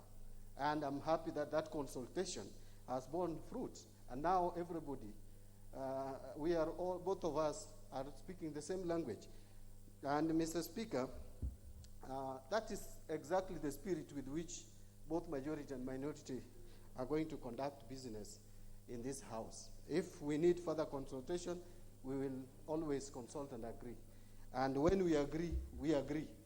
And Mr. Speaker, those who wish or would wish that the handshake would break up, I would tell them that they will wait for a very long time. I don't know when it will ever break up, but we are in this together. There were two leaders meant business when they shook hands on 9th of March. It was not a child's play. And what we are going to do as the two leaders in this House who actually represented them, Mr. Speaker, it should have been Uhuru Kenyatta sitting there and Raila Odinga sitting here if we were in a parliamentary system. But you see, we are where we are, and so we are here courtesy of them. So what we are going to do in this House is going to reflect on what is happening outside there. And you can take my word on that, and you can take it to the bank. We have given everybody committees. I can take your word on anything else, but not where they were supposed to be sitting, because they would be much closer here. They would be sitting next here and the other one there. Your seat would still be that. I'm supposing, you know, Mr. Speaker, Mr. Speaker, today you don't want me to exercise my democratic right to speak freely. But Mr. Speaker, we have given committees to everybody, including Ochieng, Mr. Speaker, who probably thought a few days ago that we'd leave him without a committee. As to whether committee is big or small, it's your own judgment and your own assessment, and you cannot force your assessment on us. As far as I'm concerned, these committees are the same. In fact, there is a committee, Mr. Chairman, Mr. Speaker, who in the last parliament, I will not mention which is this committee. No one wanted that committee. But this time, Mr. Speaker, we attempted to remove one member from that committee to another. Mr. Speaker, it was not easy. We had to return that member there. The chairman who has gone to that committee has made the committee vibrant. I'm sure those of us who follow know what the committee I'm referring to. And that chairman has the tendency of wherever he goes to a committee, makes it very vibrant. There's even another committee, which now is probably the number one preferred committee. In the 10th Parliament, I didn't see the kind of interest I see in it. But when he chaired it in the last Parliament, it became so important.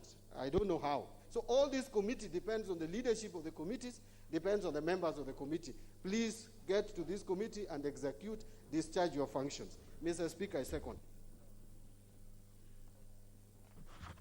Okay, honorable members, I propose a question that further to the resolution of the House on Tuesday, 5th December 2017, appointing members into various committees and pursuant to provisions of Standing Order 173, this House further approves the appointment of the following members to the respective committees as specified in the order paper.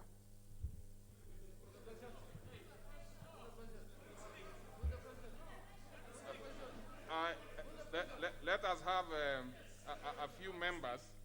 We will start with the Honorable.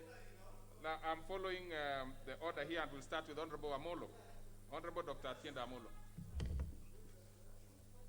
Thank you, Mr. Speaker. Mr. Speaker, I rise to second and support this motion. Mr. Speaker, first of all, it should be noted, as some member raised a point of order, that in the wisdom of this House, in Standing Order number 173, it encourages the selection panel to consult with the parliamentary parties. So, Mr. Speaker, there is nothing inconsistent either with our standing orders or the Constitution in the selection panel, consulting with the parliamentary parties. Secondly, it is true, I think the leader of majority mentioned, that this list once presented gives us very little room. Either we adopt it or we reject it. Because those are the words of the standing orders, 175.2, that is the ruling that the Speaker has made severally. Speaking for myself, Mr. Speaker, I think it is also consistent with this special sitting, because in our last sitting, we had extended the time by 30 days, and we are still within the 30 days. I am honored if this list is approved to join my distinguished colleagues in the Justice and Legal Affairs Committee. I see a lot of distinguished members there. I had always wanted to serve, and speaking for myself and in the interest of time, I second this and I commit to serve. Thank you, Mr. Speaker. Well, you definitely were not seconding. Not seconding. I support the motion, Mr. Speaker. So we go to Honorable Duale. I'm surprised you put your top on the list. This is real activity at the backbench. Well, from my records here, it is him who is ahead. Yeah, thank you, Mr. Speaker, because I have to get used to the new environment. Mr. Speaker, as I support this list, first I want to thank both the leader of majority and the minority, because in my old position, this is one of the most difficult things that the whips and the leader of majority go through, combining and compiling committee list to members. But let me not dwell on that. Let me dwell on the importance of committees. Committees are a vital tool and organ for any legislative procedure and processes. Without having an effective and efficient committees, then the plenary will have no business. That must come out very, very clearly. Whether it is the processing of bills, either government or private members' bills, whether it is dealing with the petitions, whether it is dealing with statements and questions under the presidential system of government, of governance. Second and more important, it's committees that conduct a fundamental constitutional obligation known as public participation. So committees do review legislative proposals that are brought to this House. Committees scrutinize the governance activity, the policies, the trade agreements, and all ratifications. Committees deal with the investigation and special issues like Public Accounts Committee and public investment. Committees like appointment, they deal with the vetting and approval of executive appointments. And finally, committees provide a platform for public participation in the execution of specific items. And all committees are, in my opinion, and Mr. Speaker, you know, Honorable Kimunya, because he's learning the ropes, there are certain things that party leaders give instruction that you don't say it on the floor of the House. It might, in a way, contradict the standing orders. You know, yeah, there are things that you do administratively in-house in your offices. Because when we are here, we are guided by the standing orders. And I want to make it very clear. Now, the House has given you 30 days. In fact, the standing orders are very clear that elections should have taken place within 7 days. But because the House override the standing orders and gave you 30 days, I think from the time when we got the 30 days, the few days which are remaining must be enough for committees to conduct elections. Speaker, the other thing I really want to raise, and I'm sure, you know, in future I think even the clerk's office should put the order paper the way we are used to, you know, 24 hours. Now that I have enough time, you know, I wanted to study the order paper, look at it in compliance with the standing orders. But I'm sure the chairman of the selection committee must have looked at this in standing order 174. In nominating members to serve on a select committee, the committee on selection shall ensure that. So I hope you have ensured A, B, C, and D. In fact, B says 2 members of the House Business Committee cannot be in one select committee because they can push the agenda of their own committee in the House Business Committee. If you go to D, majority members of, not that standing order. If you look at, for example, if you look at C, so far as most may be practical, at least one independent member is nominated to serve in a special funds committee. The standing orders are also very clear that you cannot be a chair of a committee and be a member of another committee, select committee. That if you are a member of the Parliamentary Service Commission, you cannot be a chair of a committee. I mean, these are in the standing orders, not my own words. So I hope, because I didn't look at the list enough. Secondly, and more fundamentally, you cannot have certain members in 3 committees and then have a member in one committee. And finally, I think there was the Speaker's communication in terms of how slots were shared. You know, I saw Honorable, my good friend, the leader of minority, talk about David Ocheng. I mean, David Ocheng, I'm sure by that communication and the other smaller parties, they have a right to a committee. But let me, now that he has got a committee, but let me put it very clearly. I mean, in that the Speaker's communication was very, very fundamental. I think it was the first one that can now guide future deliberations of the selection committee of the House. The Speaker, I think it's important for members to know that committees are meant for establishing institutional leadership. That when you become a chair of a committee or a vice chair of a committee or a member of a committee, you must leave a mark. That you must be remembered. I'm sure today, and I'm happy, I have been put in the Public Accounts Committee. I will join the ranks of, of Honorable Pio Wandai, my very good friend to be the chair, but the President of the Republic of Kenya was the chair of PAC. The former Prime Minister was a member of PAC. Honorable former President Kibaki was a member of PAC.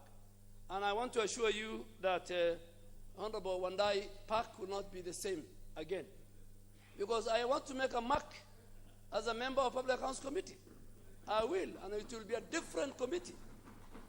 I will go and do research and help the chair and the rest of the committee. So all of us who have been taken to different committees, at the end of this session, the next parliament must remember you. The subsequent parliaments must remember you. You know, I saw Honorable Ichungwa in welfare services. And let me tell him, that's a very, very important committee. Why do I say so? In fact, under the Parliamentary Service Act, Honorable members of that service, Parliamentary Service Commission must report to the House on services. Order, Minority Leader. Mr. Speaker, I didn't really want to interrupt my friend, Honorable Dwale, but Mr. Speaker, has it become the new normal that when a member is speaking and refers to you, then you stand and start showing gestures and shouting like the MP for Kikuyu is trying to do? I find that completely out of order, Mr. Speaker. It is actually out of order. Not acceptable, No member, you can only applaud in the normal manner. Thank you, Mr. Speaker. The shoe to the wood. No, Mr. Speaker, I think it's the excitement of the committee. I could easily understand the committee is going. I think the Speaker is based on the excitement of the committee, which is a member. Yes, because you should ask my good friend Honorable Jacoy used to be in that committee. So, Mr. Speaker, but what I'm saying is each and every committee, and when you are a member of committee, Mr. Speaker, you have the role of oversight, representation, and legislation. Of course, the final say will be with the plenary. But I really want committees, Mr. Speaker, to make sure that all of us together, we must change and be better than the 11th Parliament, than the 10th Parliament, than the 9th Parliament. The 12th Parliament must be seen to add value so that those who come after us will also add value. All of us who are sitting here to make the lives of the people of Kenya better and to make sure that Parliament is better run. Speaker, finally, and this I think those of us, Honorable Bandi was with me and Honorable Junet was with me in the House business, we've said that, and I'm sure it should be implemented, that this culture in committees, where every time you have to say, my name is Honorable Duale, and my name is this, should stop. We should borrow from other jurisdictions. There should be name tags in front of members so that the chair doesn't need to ask, can you introduce yourself? There are some who say, I am so-and-so, I hold a PhD, I do this. That is not important. I think when you walk into, and because we have a presidential system of government, system of governance, if you go to the Congress, if you go to the U.S. Senate, if you go to the House of Commons, there are specific name tags. You don't put the name tag. The moment a member arrives and takes his seat, the clerk of that committee is supposed to put a name tag on that so that the person you're interrogating can say that the person asking me the question is Honorable Junet, the person asking me. So, Mr. Speaker, I think as we move on, in my conclusion, I say the functions of committees are critical to this House. Committees must be effective. Committees must be efficient. To become a chair or a vice chair is a privilege that the House gives you. And you must not abuse that privilege. You must not go to bed with the people you oversight. There must be a distance, there must be a space between the departments, the agencies, and the ministries that you oversight. There must be consultation and concurrence with those agencies. But when it comes to really issues of oversight, you must be ready to say, this is wrong and this is right. The Speaker, with those many remarks, I again want to thank you very, very much for according me a specific seat with a ranking member. Again, I become the first ranking member in the House, and I want to thank the House Business Committee, the clerk's office, and everybody for that respect and for that appreciation. You asked the leader of majority not to divulge too much. You are already doing it yourself. Now, let's have Thank you, Mr. Speaker. We will have the honorable member, and please kindly, if we can contribute in brief, then we can be able to give as many papers as possible. I know I have not even considered gender. Unfortunately, they are not up here, but I'm going to look at it now. So proceed. Mr. Speaker, thank you for giving me an opportunity to contribute to this. Mr. Speaker, first I want to support the motion. Mr. Speaker, I know every member will want to serve in certain committees, maybe due to his expertise or our expertise or other things. But Mr. Speaker, if you put all your efforts in any committee, you will get good results, Mr. Speaker, as a member. That's the bottom line, Mr. Speaker. Any committee, from the experience I have in this House, if you are taken to any committee and you put your I wanted to say something about the former majority leader is leaving. Mr. Speaker, I have nothing to add because the majority leader spoke, the former majority leader has spoken. And I can see the former majority leader can do better as a backbencher than where he was, Mr. Speaker. Today, the kind of contribution he has made to this House, Mr. Speaker, are very, very good, Mr. Speaker. I didn't know that sometimes being in the back can be of nice value like the way he has done. But Mr. Speaker, having said that, Mr. Speaker, I have received as a whip many messages from members asking for this committee and that committee. But the only one that shocked me was some of them sent me a message telling me, please kindly put me in a lucrative committee. I have the messages in my phone, so I don't know which one is lucrative and which one I'm still investigating. But Mr. Speaker, having said that, every committee, Mr. Speaker, in this House is as important as the other. I have never doubted the capacity of Honorable Ichungo. He's one of the best members of Parliament in this House, Mr. Speaker, having served with him now in 2 terms and as the chair. And I know he will serve very well in the Committee of Member Services, the catering committee, Mr. Speaker. And Mr. Speaker... No. Honorable... We are... we do not have a catering committee in the standing order. Member Services and Facilities, Mr. Speaker. Members Services and Facilities, Mr. Speaker. Mr. Speaker, now we are under Corona. There are no services being provided. But when we return back to normalcy after COVID, Mr. Speaker, if the quality of my tea and my mandasi goes down, I will only blame Honorable Ishunga and nobody, Mr. Speaker. What is your point? He has to take responsibility, Mr. Speaker, for my tea. You mentioned him, so I have no choice but to give him an... So what is your point of order, Honorable Ishungwa?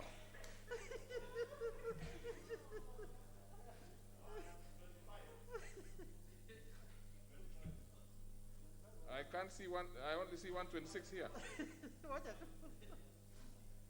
Okay, I can't see the 125. There must be a problem somewhere. Just use that one next.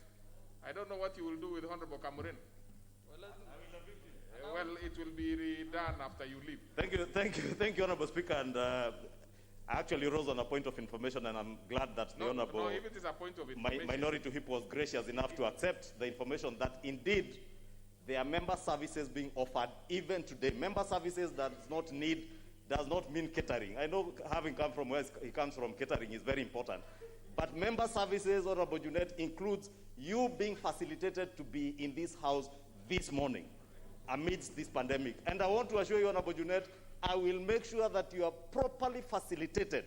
Even the Deputy Leader of Minority, Mzee Baba of the House, Mzee Nuru Angwenyi, Mzee Maina Kamanda, we will ensure, whether it is virtually or physically, they are properly facilitated to be able to transact business on behalf of their members. You sneaked in and tried to give information when I thought you were rising on a point of order.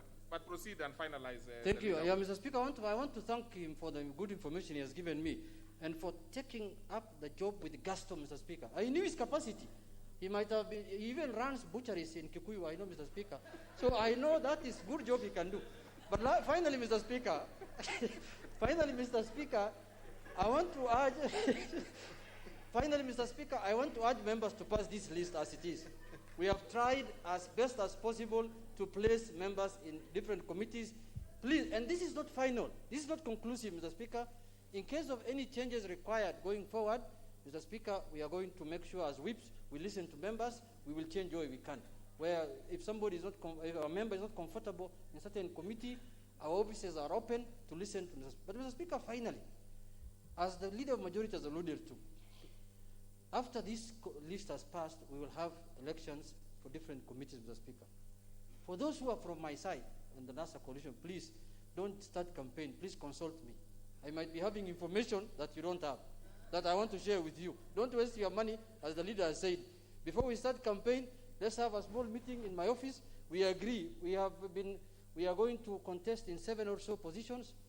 Let us agree and consensus, because if you go against my directions, the consequences will be dire.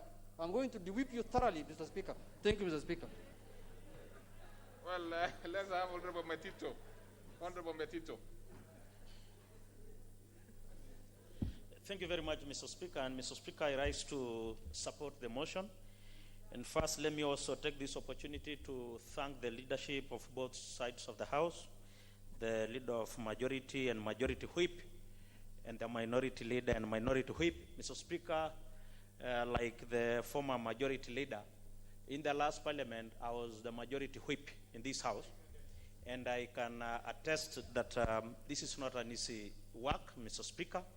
So I want to very sincerely thank those leaders who have sat down and tried to balance all this, because what the leaders are saying, that they are receiving requests, very many of them, that is very true, and actually trying to satisfy the interests of each member is not easy. Mr. Speaker, but having said that, Mr. Speaker, this is the first time I've been in 4 parliaments, 9th, 10th, 11th, and 12th.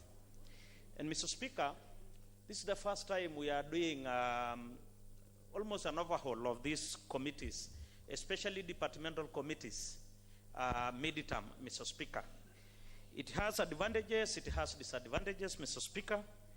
And I heard the minority whip alluding to the fact that this may not be the final. They will still listen to the interests of members, and further changes may come as we go forward, Mr. Speaker.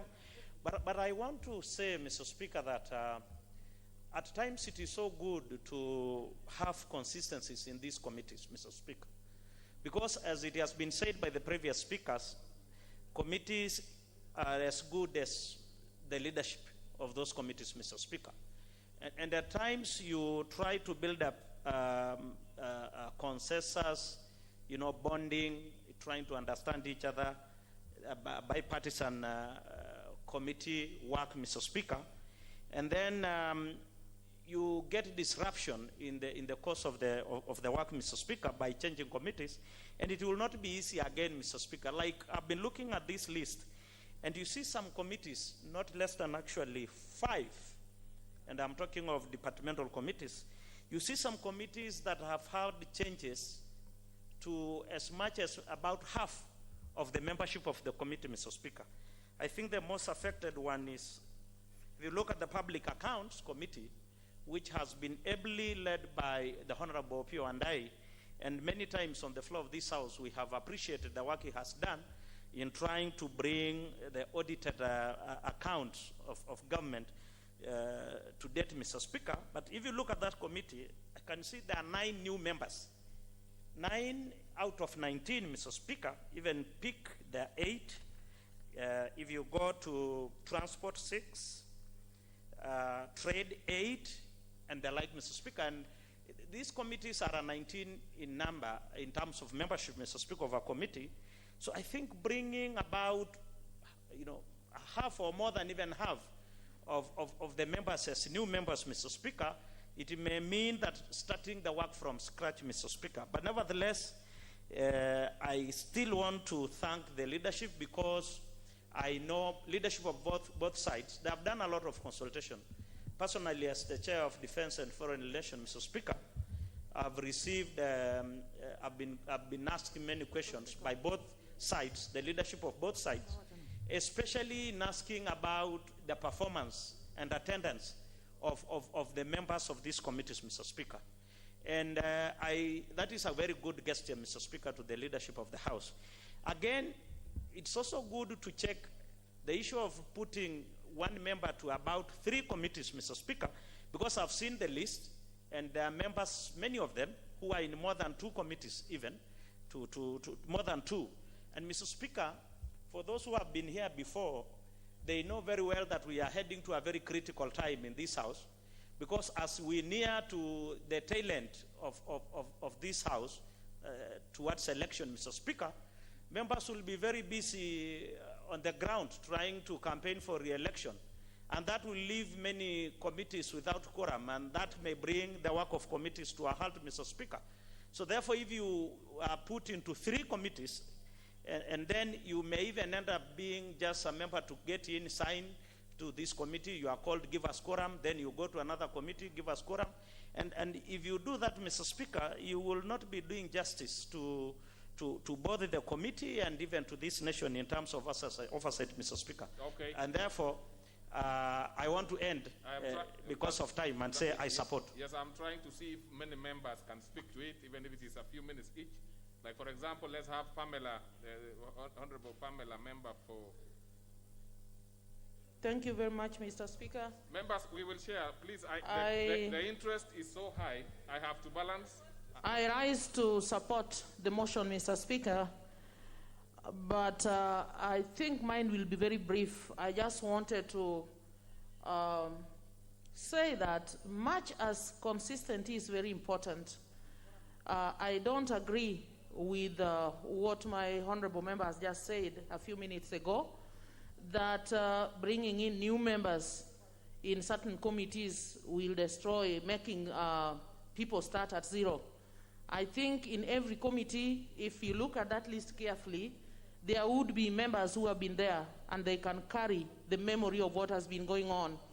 Secondly, I think rotating all the members in all these committees may just add value to all of us by giving us experience to work with the various departments and various institutions in this country. And so I really think that the idea of moving one member to another committee is not bad as such.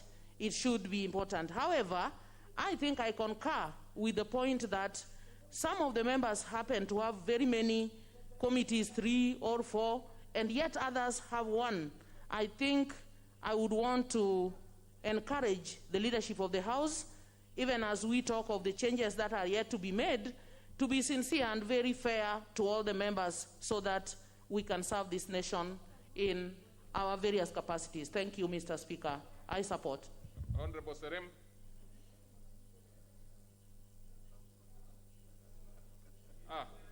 You are the other side. Sorry, this is a confusion of members sitting in different places. Thank you, Mr. Speaker. I'm going to give as many members as is possible. So members, hold on, you'll get your opportunity. Thank you, Mr. Speaker. I stand to support the motion with reservation, Mr. Speaker. I've seen that the whips did a job that, in my view, needs some few corrections, Mr. Speaker. Let me pick one example, Mr. Speaker. A member of parliament from in Moi,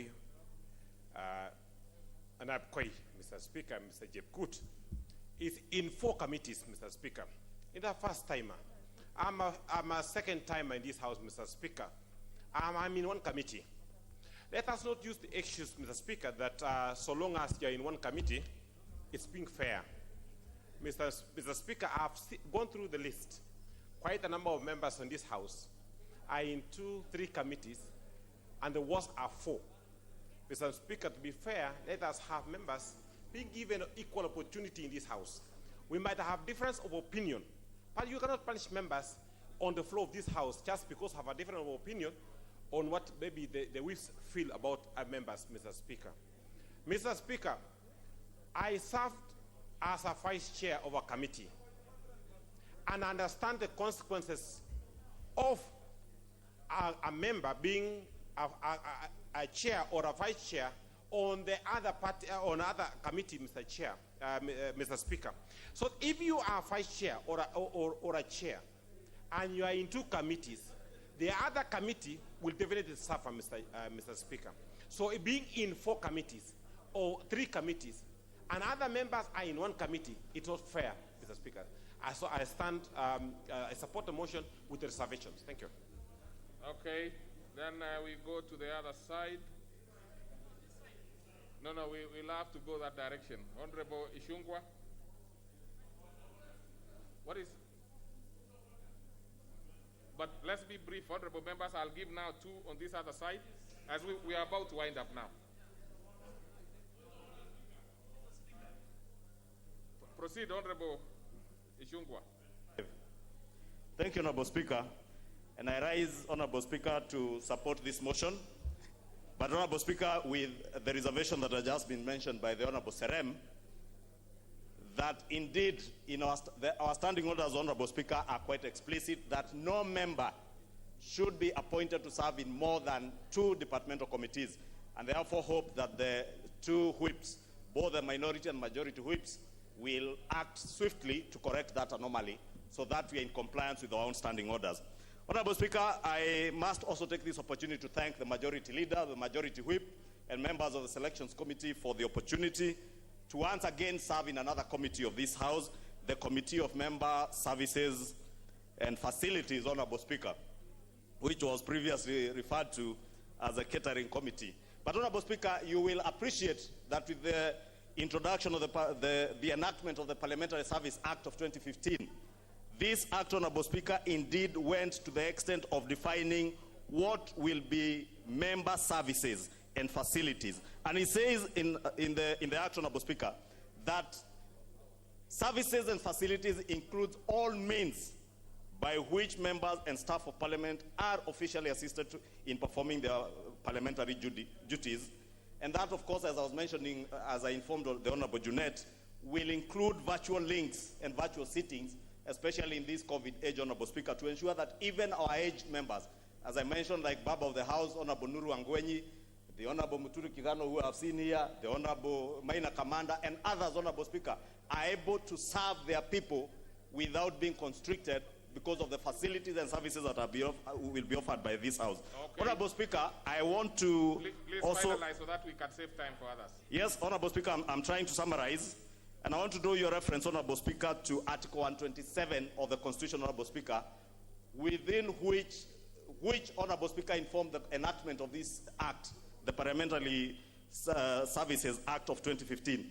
The Act in Article 44, Sub-Article 3, is quite explicit, Honorable Speaker, and I think the leader of majority former leader of majority did mention that the Parliamentary Service Commission ought to be oversighted. Like all other independent commissions in this country, the Parliamentary Service Commission must and needs to be oversighted. And the committee to oversight the Parliamentary Service Commission is this committee. And Honorable Junet, I want to assure you that I will take this new position with gusto and energy, with passion, to ensure that the Parliamentary Service Commission does its work. Okay. And Honorable Speaker, allow me, Honorable Speaker, to just mention 44.3, Honorable Speaker. Save the remaining passion for your committee.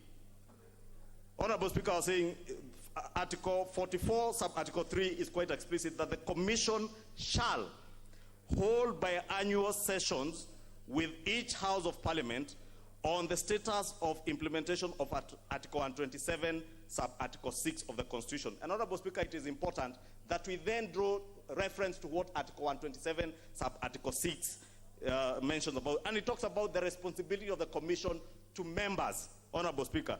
And 127.6c says that the Commission shall undertake singly or jointly with other relevant organizations programs to promote the ideals of parliamentary democracy. And Honorable Speaker, I want to end by saying that in this committee, Honorable Speaker, at this time, when parliamentary democracy in this country and in the world is under threat, I will ensure that the Parliamentary Service Commission reports to both houses and tables reports to show what they are doing towards implementation of Article 127, sub-Article 6, and especially in working with other institutions to promote parliamentary democracy. So that in future years, Honorable Speaker, we will not have leaders of a majority or the whips telling members a system where under parliamentary democracy, members ought to be electing their chairs and vice chairs, that they must be guided democracy from other institutions outside of this House. We are destroying parliamentary democracy in this country, Honorable Speaker,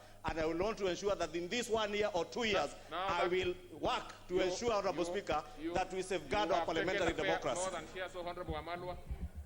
Thank you.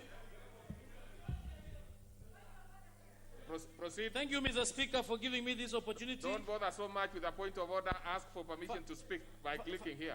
First and foremost, Mr. Speaker, I rise to... What is it, Honorable Fatuma? What's your point of order?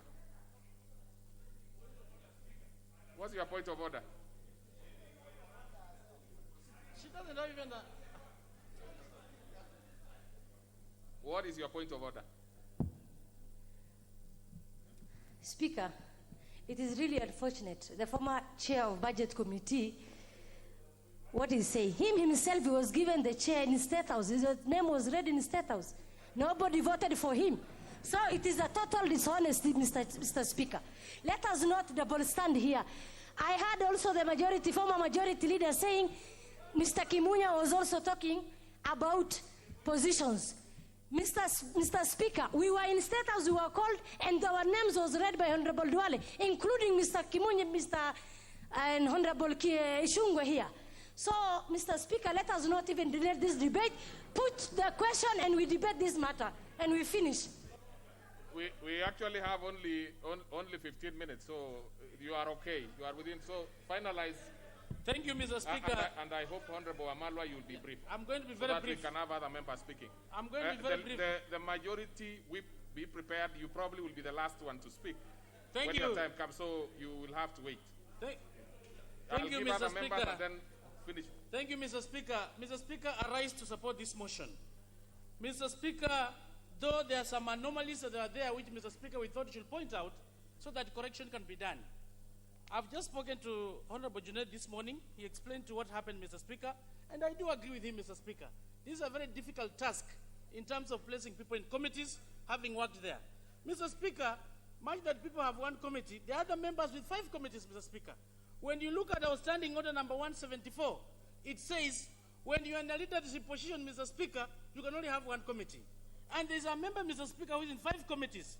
For example, Honorable Seli, Mr. Speaker, is in the Committee of Selection, Committee of Appointments, Committee of Health, and he's also in PAC, and yet he's in leadership. Is this fair, Mr. Speaker? These are 5 committees. So when we move forward to do that correction, that anomaly should be corrected. So that we can dispense with that, Honorable Amalwa. When you are a deputy whip yourself, How many committees were I you had in? only one committee, Mr. Speaker, because when you're in leadership, Because you're entitled to one committee. How comes Mheshimiwa Honorable Eseli has 5 committees here? These are the questions you're asking, Mr. Speaker. They should be corrected. You know why, much as I do not want to interrupt your contribution. Yes. You know, by virtue of office, yes, he would be in selection no, and it's appointments. Not. It's not. It is by that I virtue. was in that position, Mr. Speaker, and I was only in one committee, in line with the standing order number 174. How comes it's in Park Committee, Health Committee, Appointment Committee, Selection Committee, and yet it's in leadership? Maybe it was an oversight, but the Honorable Junaid Mohammed has said he's going to do that correction. So we must look at these things, evaluate things, Mr. Speaker, so that we do things objectively, so that we have equality and equity, Mr. Speaker. Because I was in that position, Mr. Speaker, and if it's to come from the Fort Kenya party, we have other members that can come and serve even better than him. Because he's in leadership, he should only have one committee, Mr. Speaker. This should be corrected. I think this was an anomaly, it was an oversight, but Honorable Junaid has said he's going to correct this. Thank you, and I support. Very well. Now we go to the Honorable Sankok. Thank you very much, Honorable Speaker, for giving me this opportunity. Honorable Speaker, balancing members in different committees is a very difficult task, Honorable Speaker, and I want to congratulate the majority leader, the minority leader, the majority whip, and the minority whip for the excellent job that have been done, Honorable Speaker. Honorable Speaker, though there may be some little anomalies, Honorable Speaker, I'm sure Honorable Junaid and Honorable Wangwe had indicated that they are ready to correct these anomalies. So I urge the members, as a member of the Committee on Selection, I urge the members to support this particular list, Honorable Speaker, so that we can move forward, Honorable Speaker, because we know that all businesses that are in plenary must have come through committees.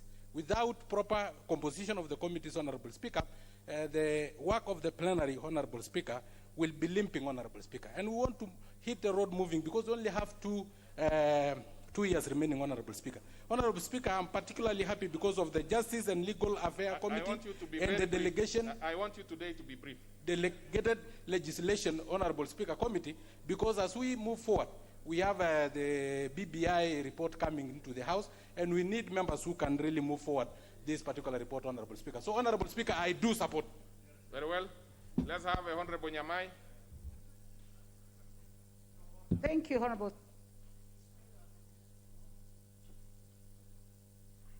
Honorable Nyamai, I've given you your mic. Yes. Thank you, Honorable Speaker. I would like to, from the onset, say that I do support this motion. And I also would like to thank the majority leader, minority leader, and the majority and minority whip for very good work done. Honorable Speaker, I know that it is extremely difficult to balance. I know that they received lots of calls from all levels so that they can come up with this list. Honorable Speaker, I would like also to say that I was here when this list was brought initially, and you could feel that members were not agreeing with it, and they withdrew in order to go and consult further. So I would like to commend them for that. Mr. Speaker, I would like to go direct to the purpose of being in a committee. And I would like to encourage members who feel that they have been placed in committees that they don't like or they are not very happy with, that it all depends on the interest that you have, reading about that committee that have been put to. I just want to reflect on the day that I was given the Committee on Lands when we started this parliament.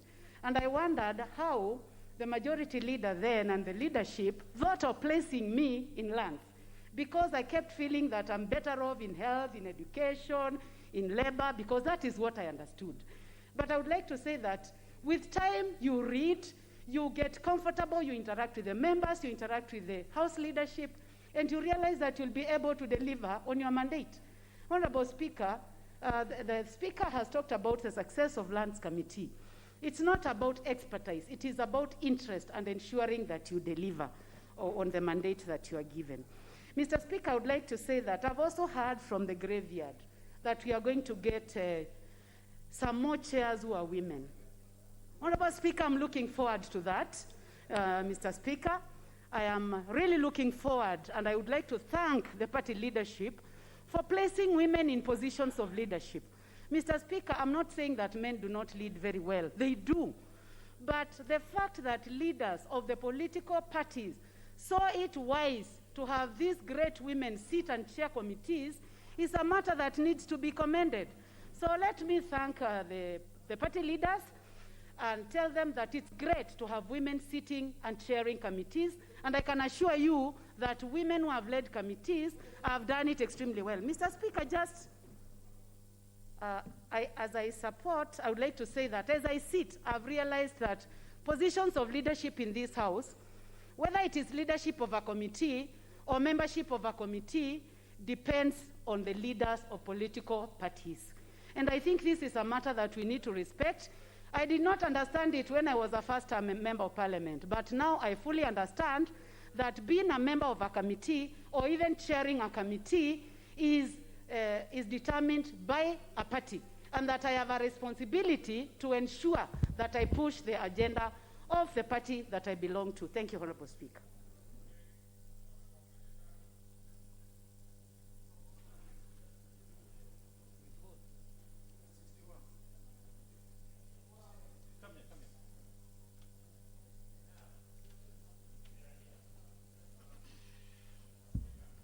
Asante sana Mheshimiwa Spika kwa kunipa fursa hii kuchangia katika mswada huu. Kwanza kabisa naunga mkono 100% mswada huu ulioletwa na kiongozi aliyo wengi katika bunge hili.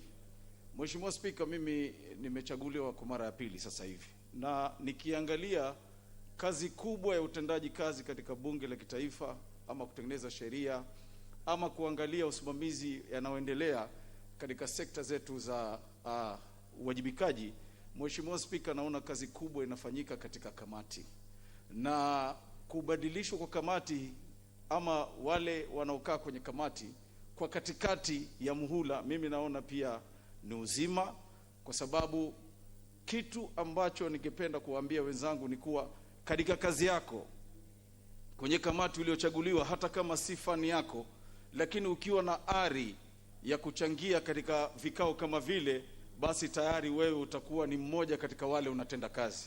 Mimi Mheshimiwa Spika, nilipochaguliwa kwenye kamati ya mashamba wakati ule bunge lilipoanza, bunge la 17, sikuwa na umahari vizuri, lakini nilipochaguliwa kama naibu wa mwenyekiti niliweza kujua na mipango kuangalia ni namna gani naweza kuwajibika mbali na kuwa kwenye bunge na kuzungumza. Lakini nikiwa kwenye kamati kuna mengi ambayo tumefanya katika kamati ya mashamba, na natoa shukrani kwa kuweza kuregeshwa tena kwenye kamati hii ili niweze kuwajibika, kwa sababu kwangu mimi miaka iliyobakia, kwa uwezo wa Mwenyezi Mungu, nitafanya kazi iwezekanavyo ili katika zile sheria ambazo zimekuwa na utata katika masuala ya mashamba, katika yale masuala ambayo yameletwa na waheshimiwa wabunge ndani ya bunge hili la kitaifa, vile vile tutaweza kukaa pamoja na kamati ile ile ambayo tumekuwa nayo. Na naona pia kuna wengine ambao wameongezwa, wamebadilishwa. Tuko na imani kuwa kazi itafanyika. Mheshimiwa Spika, natoa shukrani kwa viongozi wale ambao wanasimamia masuala haya, na naunga mkono mswada huu kikamilifu. Asante sana Mheshimiwa Spika. Very well. Now the mover is to respond, but we could probably have a minute each by